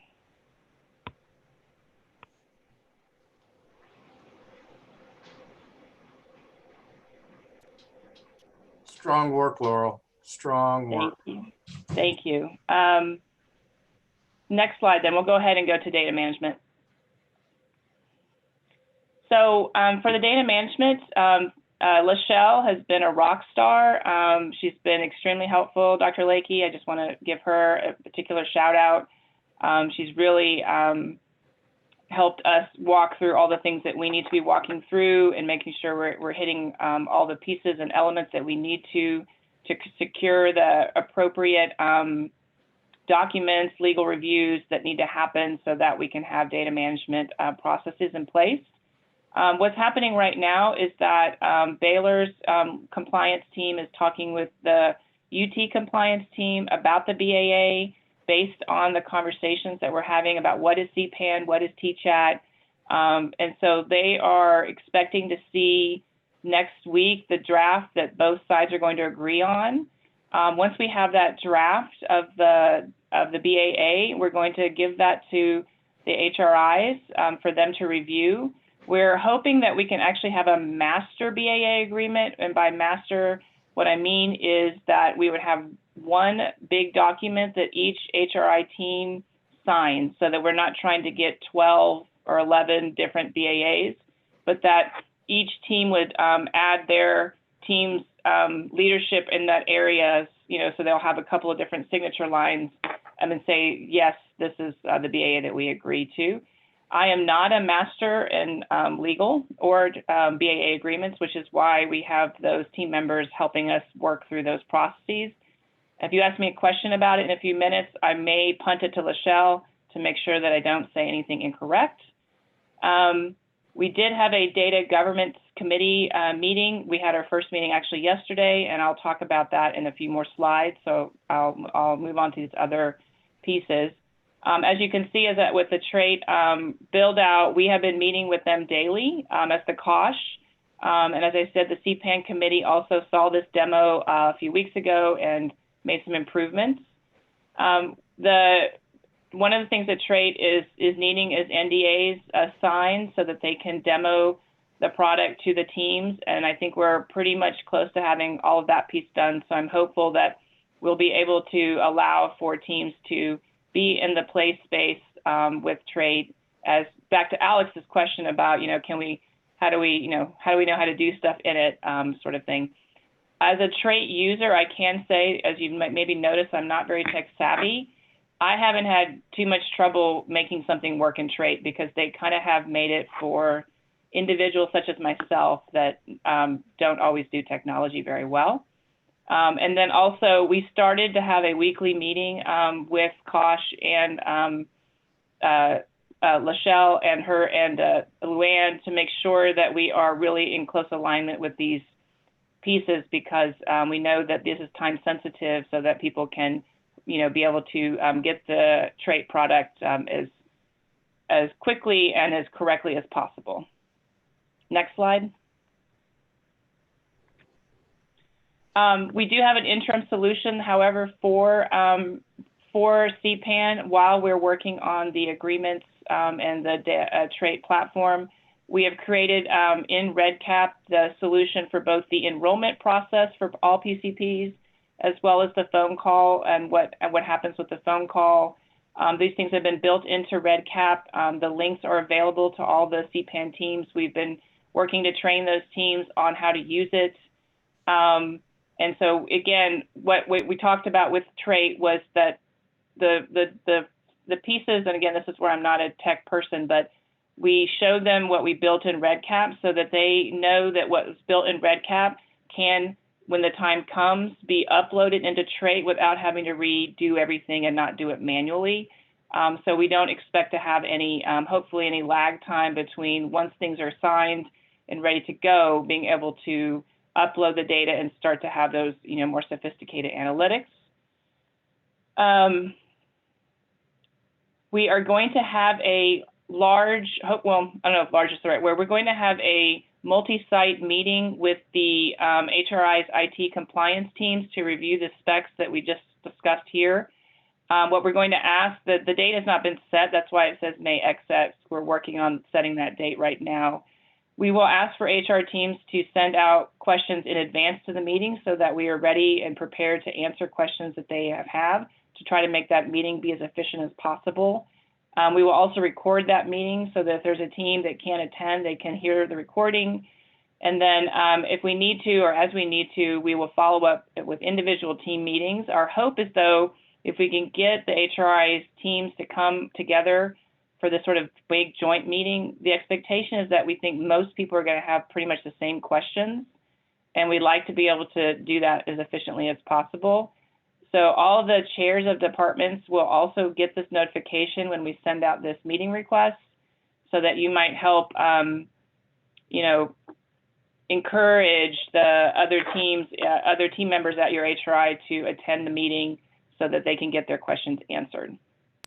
Hey, Laurel, can I add a suggestion to that as well? When you get the questions back from the various teams, to publish that across the HRIs, and then to have the responses to that, just in case they forget or something like that.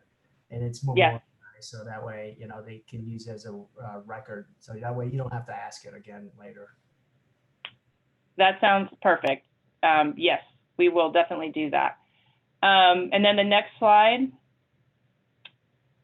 So the Data Governance Committee that was agreed upon, I think 2 meetings ago, had their first meeting yesterday.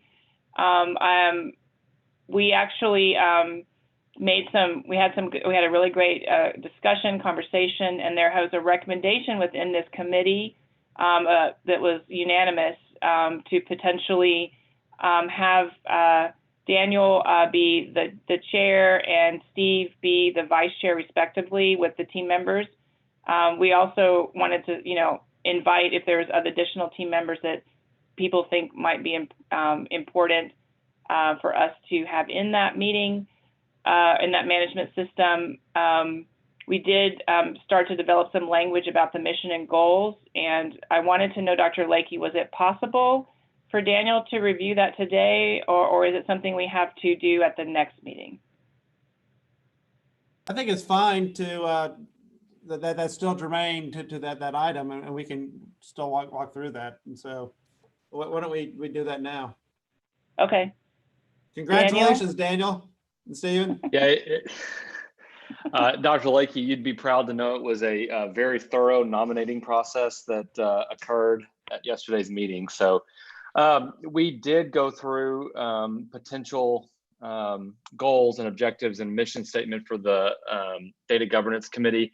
I think we will want to gather in future meetings and develop a more formal data governance charter, so that we fully understand kind of the roles and the scope of what we're doing.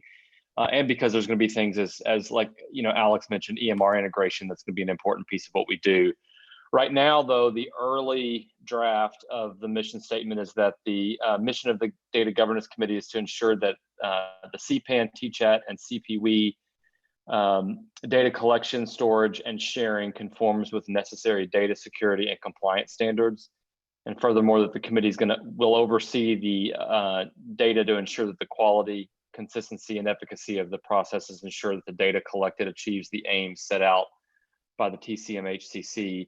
I think we see our role potentially is to govern data across all the projects, given that there's going to be a lot of similarities, and view ourselves as data stewards there. We do view our role as to represent the data stakeholders in the consortium, and to include as many needed stakeholders as possible. As you heard, Laurel, if there's others that need to be involved that you don't see listed right now, certainly I think that we're open to that. And then certainly provide recommendations to the stakeholders regarding reporting and sharing of the data. We have a lot of other things we do need to do. And so I think our next meeting will be, as I mentioned, fleshing out additional goals and objectives and a charter for how we're going to go about doing this. But essentially that's what we came up with yesterday for our role to act as, you know, overarching data stewards for the consortium. And Laurel, I'll pause there. And if there's other members, Alex or the team, Steve, on to comment as to the rest of our work. But I think it was an initial meeting yesterday, so we don't have a full report, but I think we will in coming meetings. Yeah, we didn't know, like, we were thinking that the consortium may have to like do a motion or vote for Daniel and and Steve to be Yeah. the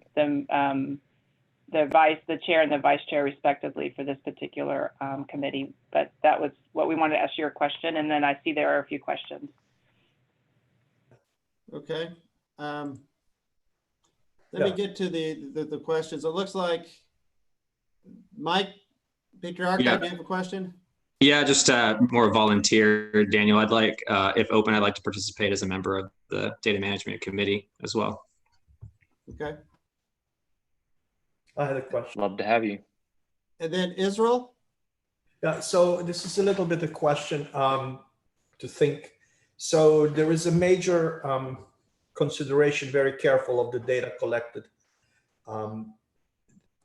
The research component has its own substantial data collection, which is also potentially somewhat different between the two different networks.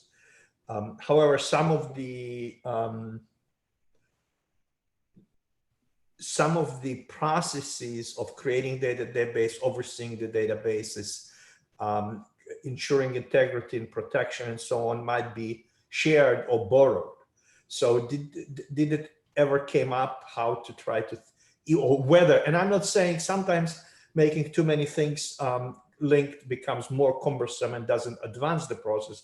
On the other hand, it might save some effort, money, and unify the process. So was that at least considered by data management? Yes, Israel, we did talk about that. The recommendation of the Data Governance Committee is that there be a separate process for the research component of the consortium, and that the Data Governance Committee we've discussed here today really focus only on CPAN, TCHAT, and CPWE. Mm-hmm. Yeah, the rationale behind that, Israel, is because there could be data that is linked to patients that are shared across those three projects. And so the data governance component would be much more efficient if it actually oversees the data acquisition and management of those three projects. Whereas the data that's collected in the research arm is used completely for different purposes, et cetera, and may require its own sets of standardizations, rules, et cetera, that could be, much more complex if we combine that into the other three projects. So we decided at that time to essentially, let's leave research piece by itself and have a different set of governance system for the research because it is for a different purpose. The legislative intent is, it helps us really define a wall between any research we do and the data management we have from the Senate bill. So we did have discussion, Israel. Yeah, that's what, so my question was in no way to merge the databases, but to use the processes, individual vendors, the infrastructure that you guys built. That's all what I was talking about. Obviously, the firewall has to be complete and impenetrable because of the legislative intent. I'm just trying to find commonalities in processes that will allow to save some. Yeah, I think that's a valid point, Israel, because some of the stewardshipness of the data governance committee for what we are discussing could be shared as best practices that could be used at the research arm. So that way you're not repeating certain things. So absolutely, I think I understand what you're saying.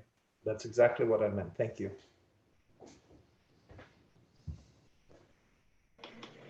Andy? So I think it's good to be able to share information between, but I just want to reinforce how there needs to be a super strong firewall and no cross-reference to the research stuff in anything that's data management, just because we just have to be super careful. So, I think Israel's idea is about looking at those options and exploring the functionality is a good idea, but I think that, just please keep the strong firewall in place. Second thing is is there any way we can get on this data management group? Because we've been involved with the evaluation work group. I apologize for missing this, but I'd like an institute person to be involved in the data management governance process if that's possible.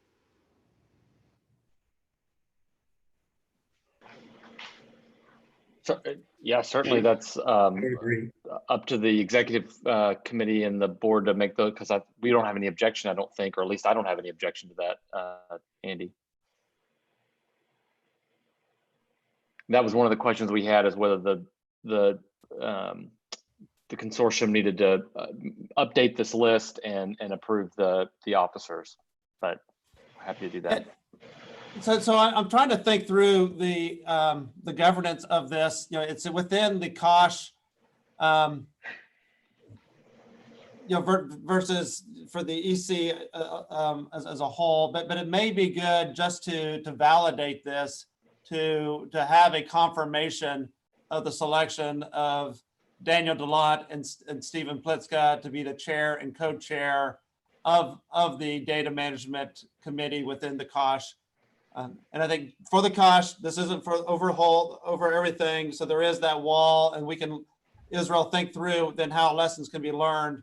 But I think we'll probably need to have a separate group just to be very careful related to this issue. But it'd probably be wise for us to go ahead and have a formal selection, nomination, and approval of both Daniel and Steve, just to make sure that we're so moved. fully careful. So I have and Alan, is that for both positions? Yes, it is. Okay, so I have a motion by Dr. Podolwitz. Do I have a second? Second, Karen. A second by Karen. I'm going to do this verbally. All in favor of selecting Daniel Delott as the chair and Stephen Plitzka as the vice chair of the Data Management Governance Committee for the COSH, please signify by saying aye. Aye. Aye. All those opposed, nay. I hear none. Anybody that abstains? I'm going to abstain, but for obvious reasons. Okay. I will take it that Steve Plitzka and Daniel Delott abstained because of them being the selectees. Okay. So we have a unanimous approval for them to be the leads. We have this group here that you can see before you. I heard that a desire to add somebody from Meadows to be part of that. Is there anybody else that we need to add to that group? Michael, Dr. Lakey, I think Michael Patriarca asked about Rio Grande Valley to be a part of it. Okay, Michael Patriarca. Steve, did you have somebody else? No, just those two. In fact, I'll go ahead and make a motion to add a representative of Meadows and Michael P. to the Data Management Committee. Okay. So we have a motion for that to be the team for the Data Management Committee. Second, Alex Vo. Alex Vo, second. Any other discussion? All in favor signify by saying aye. Aye. Aye. Aye. Opposed, no. Anybody abstain? I guess I'm supposed to abstain. Okay. Me too. All right. So Laurel, I think we have formal executive committee approval for your chair and co-chair selectees and for the team members, with the addendum of a couple additional individuals, one from Meadows and one, and then Michael Patriarca from UTRGV. Okay. Great. Thank you so much. And I think this is going to be a great team, and I appreciate everybody's efforts. Next slide. Oh, go ahead. A quick reminder to distinguish, there's the external work group committee, of which I'm a chair, that is going to monitor the work of the external team once it's chosen. And then, of course, this committee, which I'm the vice chair. I say that just to remind myself which committee I'm doing what with. But they're overlapping. There's members on both committees, but they'll have very different roles. But we'll be kind of dealing with the same data. The external work group obviously will extract data from our data management system to do independent analyses. And plus, we will be looking at our database for our internal control. Then one quick thing, Alan, it looks like your hand is still raised. Do you have any other comments? Okay. Thank you. Yes. So as I sort of hinted at, and everybody's, I think, probably aware, we are going live with CPAN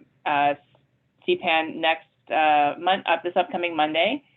We have 8 teams that are fully operational, 4 teams that are still working on getting their key team members, so they'll deploy in the next few months. Dr. Sarvet from McPapp and Dr. Shaw from Meadows did a physician training that went very well on May 4th. May the 4th be with you. I can't help it, Dr. Pliska. Gotta have Star Wars reference somewhere. That's been recorded. So as people get onboarded or they want a refresher from sort of the experts and masters in these educational consultation networks, we have that there available to them. What Baylor has done with COSH is we've created through Baylor processes something called the box. And again, I'm not the tech person, but it seems to work really well. So what we've done is that all the CPAN teams across all the HRIs have been invited into this box. None of the information in the box has anything to do with patient care, no PHI, none of that, but it's simply how to sort of operationalize, standardize, work on things related to CPAN and try to have an efficient way to help each other keep up to date on the information. So our team will be constantly updating that, deleting things that become out of date, and putting things in there that we find hopefully useful and helpful for all the CPAN teams. Next slide. Additionally, the COSH team with Jennifer Evans' direction created some additional videos to assist. So what we've done is we've created videos showing team members doing the enrollment process, team members doing the first, picking up the phone to speak to the PCP, how to transfer, the phone call between one person and the next, and how to use REDCap. Obviously, as Alex sort of pointed out, once we're able to pivot to people using the Trait platform, we'll probably redo some of those videos to show people how to use the platform. And then Malachi's team also will be doing some of that work when they go to each of the hubs and help them get up and going. Since we've sort of been officially the COSH, we've already had 22 meetings with each of the HRIs specifically about CPAN, to review team structure, their processes, and help them problem solve. Everybody's been very flexible. I really appreciate it. And we've really come together, I think. We've also provided practice calls. So for all the HRIs that have wanted our team to do a call and pretend to be the PCP and sort of help them practice going through the phone call, Jennifer helped organize our CPAN team at Baylor to practice with other HRIs. And I think, from my understanding, talking to the various teams, they've all been very happy to have done it and thought it was useful. So if you have an HR team that has not practiced with us, there's still time because we don't expect we're going to have a deluge of calls. So we're absolutely available as COSH to do additional practice calls with any team that wants to do that. Next slide. So what are the next steps for CPAN?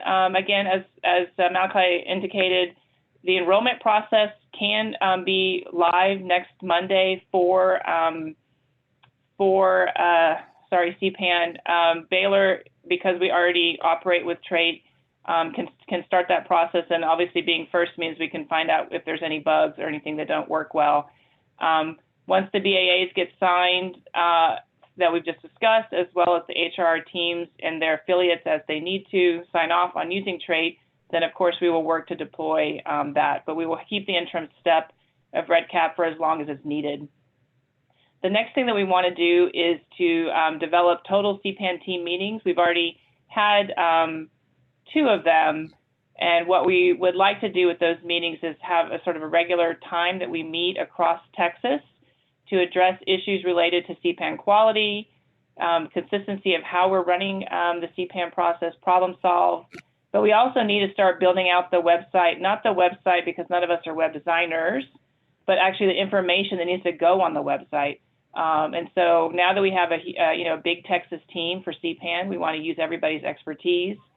So developing algorithms for medication management, or just general management of common psychiatric disorders, webinars, things that we can sort of, pull upon all of our CPAN team experts to help us with that. So that'll be something that we'll be doing in the next few months, get that stood up. I think that's the last slide for CPAN. Any questions about CPAN before I move to TChat?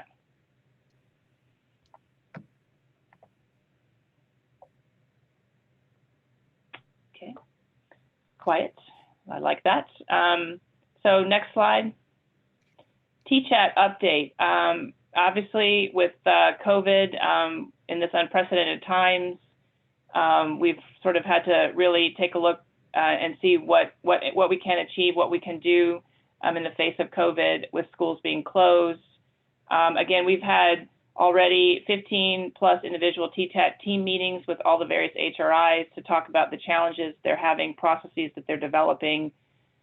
We've also met with Luanne's guidance and help with member leadership at the TEA to talk about what TChat is, what it isn't, how we're deploying.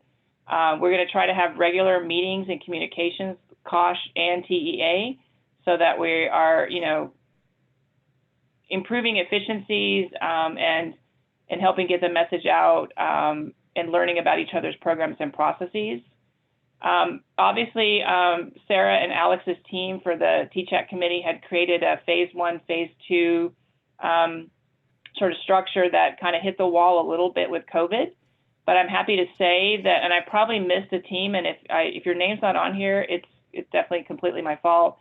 But I think most of the phase 1 teams were able to pivot even with COVID and move to doing their visits with patients at their homes, because we've all been practicing doing remote to homes. So I think that from my perspective, this is my individual perspective, we probably need to keep that process alive even when school comes back, whenever it comes back, because everybody, from what I'm hearing the scientists talk about, is that there's possibilities that we'll have to go back and maybe be at higher alert and quarantining. So I think us all getting to practice telehealth as institutions across the state of Texas and America, I think that we'll have this ability to do both visits on school grounds when kids are at school, and but also potentially continue to do them in homes. So I'm happy to say that we're still providing TChat services in this academic year despite COVID, and so I want to give a good shout out to all those teams that have gotten that done. Next slide. Again, we are going to create also through Baylor's COSH another box that will be for the TChat HR team members. Again, this is to share processes. As we've been talking about all along, TChat is not a uniform process, but we are all learning from each other, and so we hope to have in the box again things that will help operationally for each of the TChat HR teams. There is a conversation that we've been having with the individual teams, and I would probably like to hear a little bit more maybe from the executive committee about this, is that in order to really, all of us do measurement-based care as part of our standard of care to ensure that the treatments that we're providing are helping or not helping. So we're very clear this is not about research, but that we do think that we want to continue to provide measurement-based care as part of the standard. And would it be of advantage if we are all maybe agreed upon some measures that we're saying we're looking at, even though different team structures and different programmatic structures, but still, if a child is depressed, maybe we would all agree that we're using a particular measure to track that young person's depression. But again, very clear, this is not about research. The firewall needs to remain, but we, as a clinician, I can't see a patient without measuring their care. And that's just part of quality, high quality healthcare that HRIs, across the state do. So I think that was just a question we wanted to talk about. And then we will do a similar process that we did with CPAN, which is to try to have some regular meetings across HRIs once their TChat teams are fully up and running, to, again, try to help us learn from each other and how to improve the product of TChat to be successful. I don't know if this is my last slide or not, because I can't see. So maybe Laurel, quick comment is that. Yeah, stop there. Yeah, so stop there. Go back to the T-chat. Yeah, throughout all of our conversations for 6+ months now, evaluation has been separated from research. We have said that we are going to evaluate. We did work and we put it in the LBB report related to different metrics that we would look at to measure the differences that are being made and improve clinical outcomes. And so I think evaluating like this is consistent, fully consistent with our conversation for actually about 9 months now, related to reporting to the LBB, reporting to the legislature, having that internal evaluation team, and then an external evaluation team. You really can't do that evaluation without data. And again, we have that internal evaluation team that could help work in setting those things up. But this is not research. This is quality improvement, and it is consistent with all of our conversations. I just wanted to bring it up because a few of the HRIs did express some concern, and I wanted to just bring it back to the larger committee, because that was how I was remembering the conversation. And then that's where I would like to go back to TRAIT. Actually, again, TRAIT's initial platform is about patient-centered and getting information about how the patient is doing, tracking their symptoms. So that's foundational for TRAIT to do that, as we've already discussed. And so they have some pretty sophisticated ways that they could go about that for TChat. And again, because it doesn't sit in the EMR, this is actually why it's an advantage. It does not sit in the EMR. Is that it's actually accessible across all the HRIs, not for us to view each other's data, but for us to report. Because again, it's the patient who puts in the information, or the parent, and then that's information that we can use to look at the quality of the care. I see some questions, so I'm gonna go to Sarah. Thanks, Laurel. Yeah, you and I have been talking about this quite a bit, and that as part of our telemedicine in schools program, we have always used a set of measures that then we follow up on over time to provide that measurement-based care. And I think the biggest question is, do we want to all utilize the exact same ones or not? And the question after hearing the TRAIT presentation, I don't know if the TRAIT people are still on the meeting, but the question I have is, could we load many different things and then each HRI could choose which ones they wanted to use? Or do we really, are the options that it has to be all the same or all totally individualized? Or is there like a list that we could all pretty much agree on, but then people could utilize which ones they thought were appropriate within that? Dr. Williams, I'm on the call. Go ahead, Malachi. To respond. So yes, that is correct. You can have, we have a database of just all the standard measures that we have so far integrated into TRAIT. And they can become customized per HRI, or you can just go through the whole database and say, these are the ones I want to use by the HRI or even by incident. So if you're seeing a patient and you want to, kind of send one of those standard measures, even though it's not a customized kind of portfolio for that HRI, you can just send an individual one to an individual patient. And we don't have everything in there, but any additional kind of, measures that you'd like to include would be, we just kind of get a PDF and we transform it into a platform format. Thank you. Did that answer your question? It did, yeah. And I think, philosophically, we have to decide as a group if we want to use all the exact same measurements. But I just wanted to know what was possible before we started having that discussion. Yeah, fully customizable for each HRI.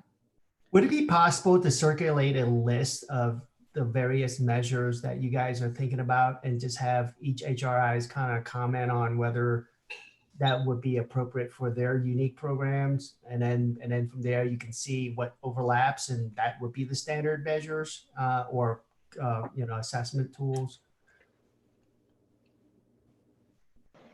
I think so. Yeah, I think that's possible. I think that's one of the reasons why we wanted to try to get the TChat teams to be all talking together, So we could learn what they're already doing. As she says, that it can customize, but if there is some areas of convergence, I think then that would also be a potential benefit. So can yes. COSH be responsible for kind of circulating a list of measures for HRIs to comment on? That'd be great. Yes. Joe? Yeah, I'll be happy to work on that with you, Laurel, actually. Thank Sometimes it seems like we're making a very big deal about what should be a no-brainer. These are our labs, believe it or not. This is about as sophisticated as our field is. You wouldn't be treating diabetes without getting the, the glucose and the A1Cs or the hypothyroidism without your TFTs. And, there's always going to be some variation in terms of what people order, even in those areas. So I don't think we should, get too nervous about whether it's going to be used for research or this or that. It's almost common sense.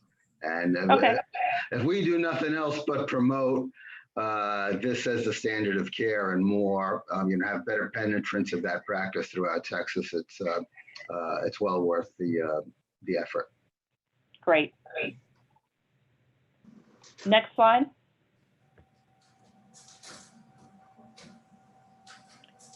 So because we know that for CPAN and TCHAT, there's some commonalities when it comes to resources and referrals. And so we have been working to sort of talk about how we can coalesce and collate a couple of different ways to locate resources to help provide improved information in a CPAN visit for consultation or in TCHAT itself, because we do have to hand off the young person and their family after the sort of designated number of visits. So COSH has met with Sonia Gaines and her team, and they were fantastic. They gave us a great deal of information and knowledge about resources that are already available in Texas. We're going to be working to set up a meeting with the leadership for the FHQC team across Texas to see how we can organize. There are already platforms out there, we're aware, 211. I think United Healthcare provides a resource list. But one of the things that we frequently talk about is that sometimes the lists are outdated or don't have enough specificity. So we've been talking with a team at UT Houston who's developed a platform that's for providers only. And so it's not for the patient consumer to look at, but it's a referral database that can include additional things beyond just referrals for mental health, but even like housing and other kinds of pieces of care sometimes. So we're talking with them about potentially making that platform be pretty robust so that, again, if I'm on CPAN call and I'm helping, another region take a call that day, I could use the statewide sort of data source to help me with more specificity and hopefully improved referral or resource give to a team, even if they're distant from me. So it's a project that's just in its infancy. We're not ready to show or talk about it yet, but I wanted to let you know that we see that sort of area of convergence for both CPAN and TCHAT, and we are sort of working about what we could do across the state of Texas that would be beneficial. So more will come about that in the future. Sarah? Oh, am I unmuted now? Sorry. And I could say this later in the TCHAT update, which was my plan, but I just thought it fits better here, that I have shared with Laurel what the TCHAT work group worked on with input from NAMI and TEA and the local mental health authorities about current services and opportunities that would facilitate referral as well. So we'll all be working together to facilitate this process. This is a really exciting project. Yes. So that concludes our COSH update. If you have any other questions for me, my brain has kind of melted. It's been a really very busy last 4 weeks, but I do still remember my name and some essentials, so I can probably take a few more questions.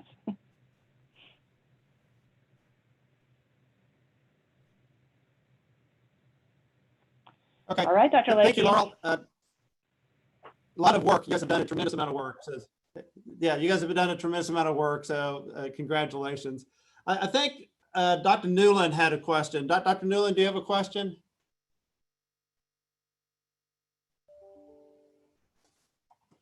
Danielle.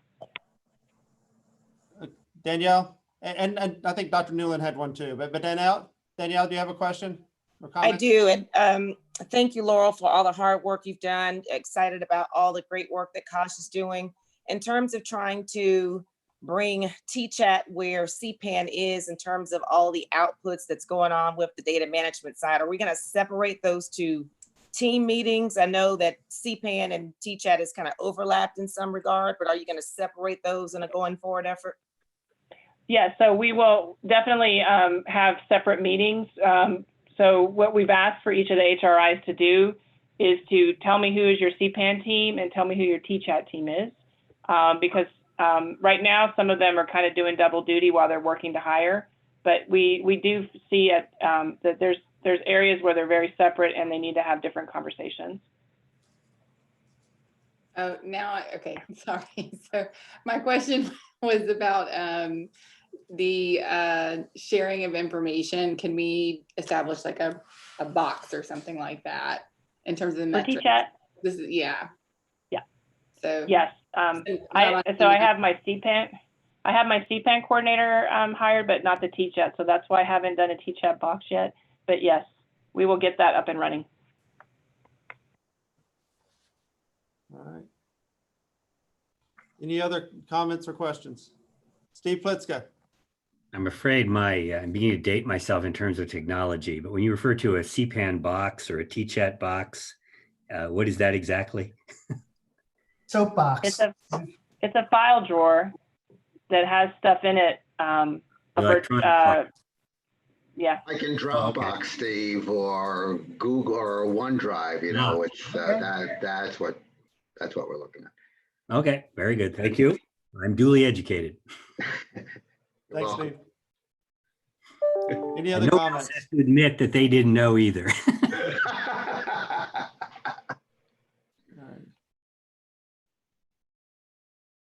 Hearing none, is there anything else, Dr. Williams? I think that's everything, right, for you today? Mm-hmm. Very good. Again, a lot of progress. So Monday is the big day. So yes, Monday is a big day. I think what we talked about is that people are doing individual press releases. Thank you. We have a meeting with you on Tuesday in the evening to talk to a group of pediatricians, if I remember correctly. So we don't expect there to be a huge deluge of calls, but again, yes, we're starting and we're going to be hoping for calls. So if you know any pediatricians next week, ask them to come up with a question and call us. yeah, so again, not to minimize that, but come Monday, the first services to pediatricians that are serving kids will start occurring through Texas Child Mental Health Care Consortium. So for the legislative people that are listening right now, we are live basically with services occurring come Monday. Is that an accurate statement? Very accurate. Yeah. And I think your webinar to TPS is going to get a lot of attendance because I've had people, contact me and say, "Oh yeah, no, I heard about this. I'm going to be on it." So. Okay, good. Thanks. I think that's terrific. This is terrific, Got Laura. my 5 done. Everybody can tell you've been really busy. It's terrific to have it all stood up and ready to start. Yep.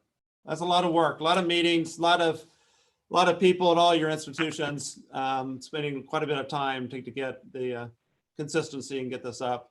And then related to those questions on evaluation, I look forward to hearing more. I think, we told the legislature that we'd be reporting on certain things. We put that in the LBB report. It seems like, and I think Alex noted this, if there's a core things that we share, and then maybe there's some other things that other institutions think are really important for them, but it'd be nice to have a core set of data elements for evaluation that we're sharing for the quality improvement. That is the expectation. Okay, great. All right, why don't we go on then to item number 7 and do quick summaries related to the other work groups. We have about 40 minutes left in our meeting. Sarah, why don't we start with the TChat? Anything in addition to what we've just talked through? Well, I mean, I think really the main things is that we are starting to share all of the resources, that resource guide that we started to develop with the COSH, and then the COSH will formalize those things and be able to have them available in the box for distribution among all of the programs. And then customize as appropriate. So it's really a resource guide. It's not, dictating exactly what everybody has to do, but a lot of input has gone into those. And I think that those pieces of information will help inform future processes and, the things that we want to mechanize. But one of the things I really want to talk about is that Laurel and I and Alex and Luanne and have had, we've been on several calls with TEA and on other calls with TChat members. And I think what we're looking at is that this is such a large project. And CPAN's a huge project as well. And that they really do require the central organization from the COSH and that dedicated time to have those people, focused on these projects. And so the transition of the work group kind of to a more if someone has a question and we need some information and we want input from all of these great members that we have, that would be a place to go pose that question. But that really the COSH should take over the main operations and fielding questions from the different HRIs related to TChat. Laurel, is that the way you understand? Is that fairly characterize what we discussed? I think so. So I think, so sorry, go ahead, Sarah. Well, I was just going to say, Dr. Lickey, you have made a comment before that really resonated with me, that the work groups were really created to get us to the report for the LBB, and that when we look forward to this actual productivity, that it really requires dedicated positions that are funded and that this is that person's job. And so this is one of the things, not that the work group will not be available for additional questions and things like that, but that we would like the COSH to take over this responsibility. Yeah. So I think one of the subjects we need to talk about in our next meeting, again, we set up the work groups to get us through putting in the LBB report. In January, we heard that the LBB report had been approved. And so the work groups have been helpful to very quickly implement. On Monday, they will be fully, and we've seen individuals. I do think it's time for us to think through with all the work groups. Do they need to continue, or do we need to have some other structured work groups that help us get ready for the other challenges we have in the future. And so I think on our agenda, and this is for all of them, for CPAN, TChat, CPWE, the fellowships, and the research committee, I would challenge all the chairs for us to think through, do those work groups really need to continue at this time in the future, or is there a way to incorporate the work into these other structures that we're developing, and using the full executive committee for a lot of that decision making. So, and again, we won't have discussion on that right now. We'll put that on the agenda for next time. But I think that'll be an important kind of next phase after we've gotten out of this first phase, or maybe we've just gotten out of the second phase as we get into the third phase now, what that committee structure should look like. Okay. Alex, I don't know if you have anything else to say. I think we've just been working towards the resource guide that we talked about last time. Dr. Wagner and I put together a crisis protocol, and that will be, like I said, again, a guideline that we think is appropriate and based on guidance from ACAP, and then the referral information that I talked about before that we've given to the COSH to help with that process. One of the things I just wanted to mention again, because we talked about the Ryan Hyatt Act in the past, is that currently is not, it has been, the president issued an order, and CMS issued orders that we can prescribe controlled substances via visit with via telemedicine, even on the first visit. So right now, and I don't think it's unlikely that won't continue, because that was kind of the goal anyway, was for Congress to give guidance on how we, how we could do that going forward. So we'll be watching to see if they will, what kind of requirements they'll have for us when those restrictions are, if they're reimposed and all of that. But I just wanted to mention that. Yeah, I don't have anything to add, Sarah. I mean, I think the vast majority of the resource guide components have been completed, or at least near completion, and are at least up at our main website in some capacity. And then now, from what I understand, it's going to be part of the TChat box once that is stood up as well.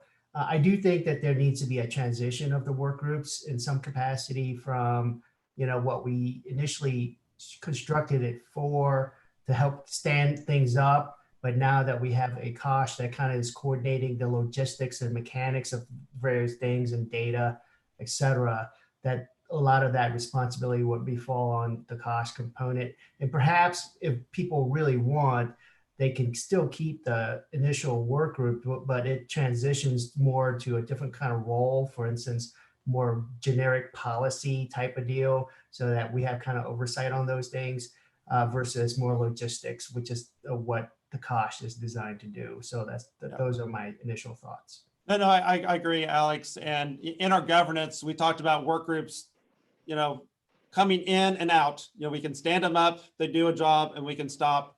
Today we put on a data subcommittee, and I think that will help for some of these issues and then support of the COSH. But I think we do need to take then a new look at that structure and what work groups do we need to get through the next phase, and what ones do we need to modify or close in order to say that work is complete. So what question, David? Comment? Yes, Joe.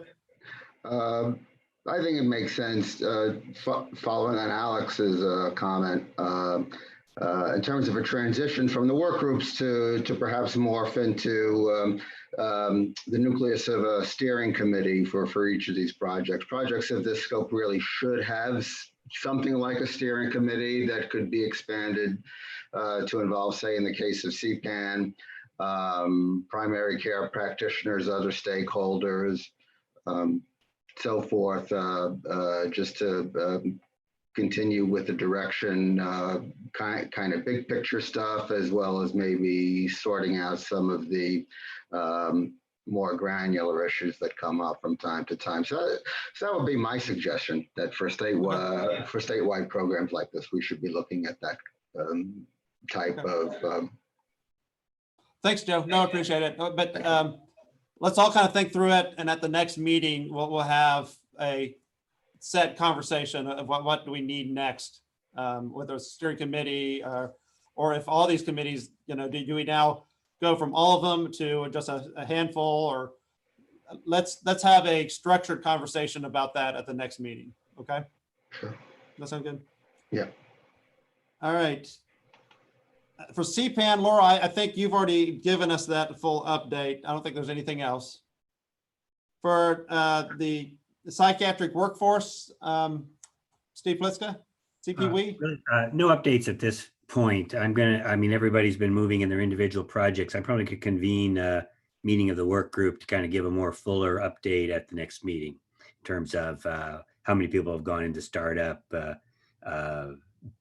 particularly with the new residency year, July 1. So we should have a report on who's launching July 1. Okay. Good. And then Dr. Newland, anything related to the fellowships? Same with Dr. Pliska. We haven't met since our last meeting, so I don't have any new updates, but we probably should meet as well before the next time. Yeah, if you would do that and then give us a report, and again, the same type of thought process, is that committee still needed now that we've moved forward, or how do we keep our eye on that goal if we don't have that subcommittee. Would like to think through that with you at the next meeting. Okay. All right. For the child fellowship, there are lots of programs in the state of Texas that would really love to have more child psychiatrists. So if all of the fellowship programs could kind of encourage them to come away to openings within the state of Texas and not private practice, I would love it. Okay, very good. I think we're at the end of the agenda. Is there anything else that we need to discuss today? Actually, a very quick question. I noticed on the slides, those nice slides with the consortium lettering on the right side, right now they say UT system. If we could have that as a template, we could put our local HRI logo in there. I know I'm doing presentations. It would be good to have a standard PowerPoint template. And if someone could just email me the template or email everybody the template to modify it. Okay. If Dan DeLotte is still on, I'll have him send you some of those templates. I actually do have something to bring up, and this came out of if I may, this came out of the Data Governance Committee meeting yesterday, and I think that's something that we did not consider when we first thought about doing a lot of the data management piece, particularly with potential integration into the EHR and stuff like that.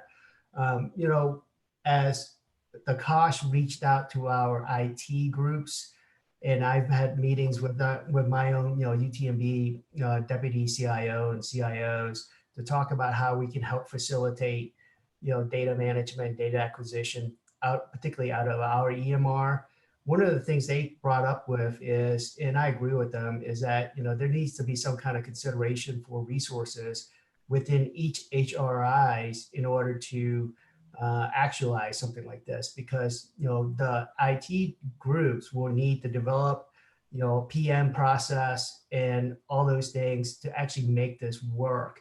And so I don't think we ever considered that in the very beginning, and whether we could either one, allocate some funds if there is leftover for the HRI data integration component, and or given COVID, repurpose some funds that are not used for those purposes. So I think that's an important considerations at each of the HRI institutional level.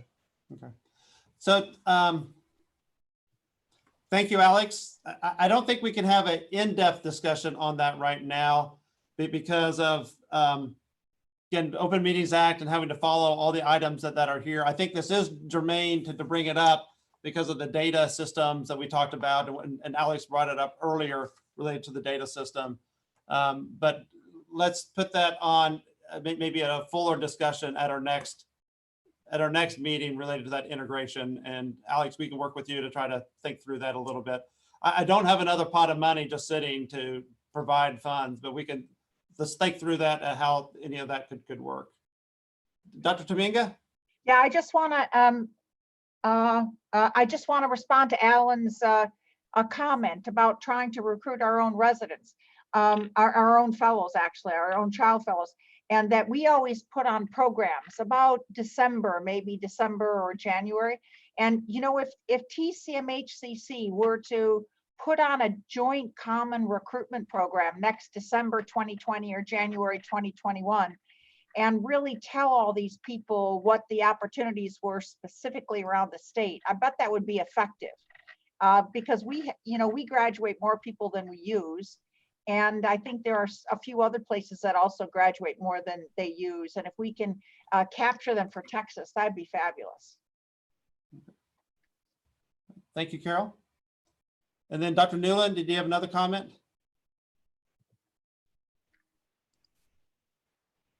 Oh, you're muted. I have two very practical questions, and these might be something that go to the work group or go on the agenda for next time. But one is about translation services for all those that are doing T-Chat to kids at home, because a lot of our kids are only going to have a smartphone or an iPad. And it's very hard to do translation services over the phone if they're using a phone for telemedicine. And so There are video translation services that integrate with telepsychiatry over Zoom and things like that. And it would be fantastic if we could have that approved at the central level. I'm going through that process right now at UT Health Houston, but I think everyone's going to need it. So it'd be wonderful if we could get that through at the central level, because about 80% of my parents are Spanish speaking.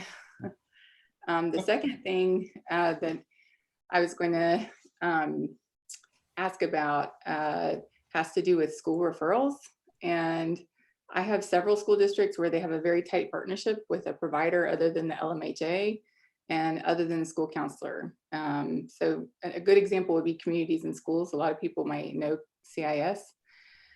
And they've asked if they could send the referral to us. And this might involve maybe the COSH having, or the executive committee having a discussion with like the LBB or something like that. I don't know. I want to tell them yes, because I recognize that they work that closely with the school. They're part of their crisis team. But that's not maybe how it was written to be done. So I just wanted to put that there as a question. So kind of my thoughts real quick, Elizabeth, Dr. Newland, is that, so I think bringing it up is germane. We had something here related to TChat, et cetera. I think if we delve into some of the specific issues like translational services, et cetera, why don't we pull all those together? And at our next meeting, Sarah, just like today, we had a pretty in-depth dive into both CPAN and research. Let's have a deep dive into some of these practical issues with TChat and things that we need to do. And let us know what some of those things are. We'll craft the agenda next time to really have that dive into TChat. Is that okay, Dr. Wakefield and Dr. Newland? Yes, and I would just ask Laurel to, because we've been talking a lot about working on these things. So yeah, no, we can organize it. Okay, sounds good. Anybody else? All right, I don't see any hands raised. So I'll give you 30 minutes back, but I really do appreciate everyone's time today. I think we're making progress and moving forward on all these issues. Dr. Wakefield, did you have something? Was that a goodbye, or was that a give me attention? No, I'm sorry. I wanted to wait till the very end, but I did not want to have us adjourn without thanking Kano. This will be his last official meeting where he still has been here. And of course, he'll still be in the loop of things that are happening. But I just wanted to mention that officially, we have hired a new director for our Texas Tech Mental Health Initiative, Dr. Nancy Trevino, and she is also, I think she's on it as an attendee, but she will be transitioning, and our president will be writing a letter, so designating her as a future member of the EC. But I wanted to say thank you to Kano. Kano, it has been great getting to know you on through this committee, and in those first few meetings, having you sit literally to my right and helping steer me and pointing me in the governance and through the bylaws and everything else. I'm missing having you there next to me as I'm trying to go through these meetings virtually, but really congratulate you on your new position. And it really has been great having you as part of this. And so I think from all of us, a deep indebtedness. Thank you. Thank you, Dr. Lakey, and I'd be remiss not to thank you for your leadership. I remember before we became this consortium, the Chairs of Psychiatry group meeting, and being allowed to attend those, and just hope that the group continues that original spirit of cooperation and shared commitment to the larger goal and the larger dream of improving mental health services for children and all Texans. So it's been a true honor serving in this capacity. Nancy's going to do, Dr. Trevino is going to do a great job as well. Thank you. Good luck. All right. Anything else? Thank you all. We will talk again in a month. Bye-bye. Take care. Bye. Take care. Thank you, David. Thanks, everybody.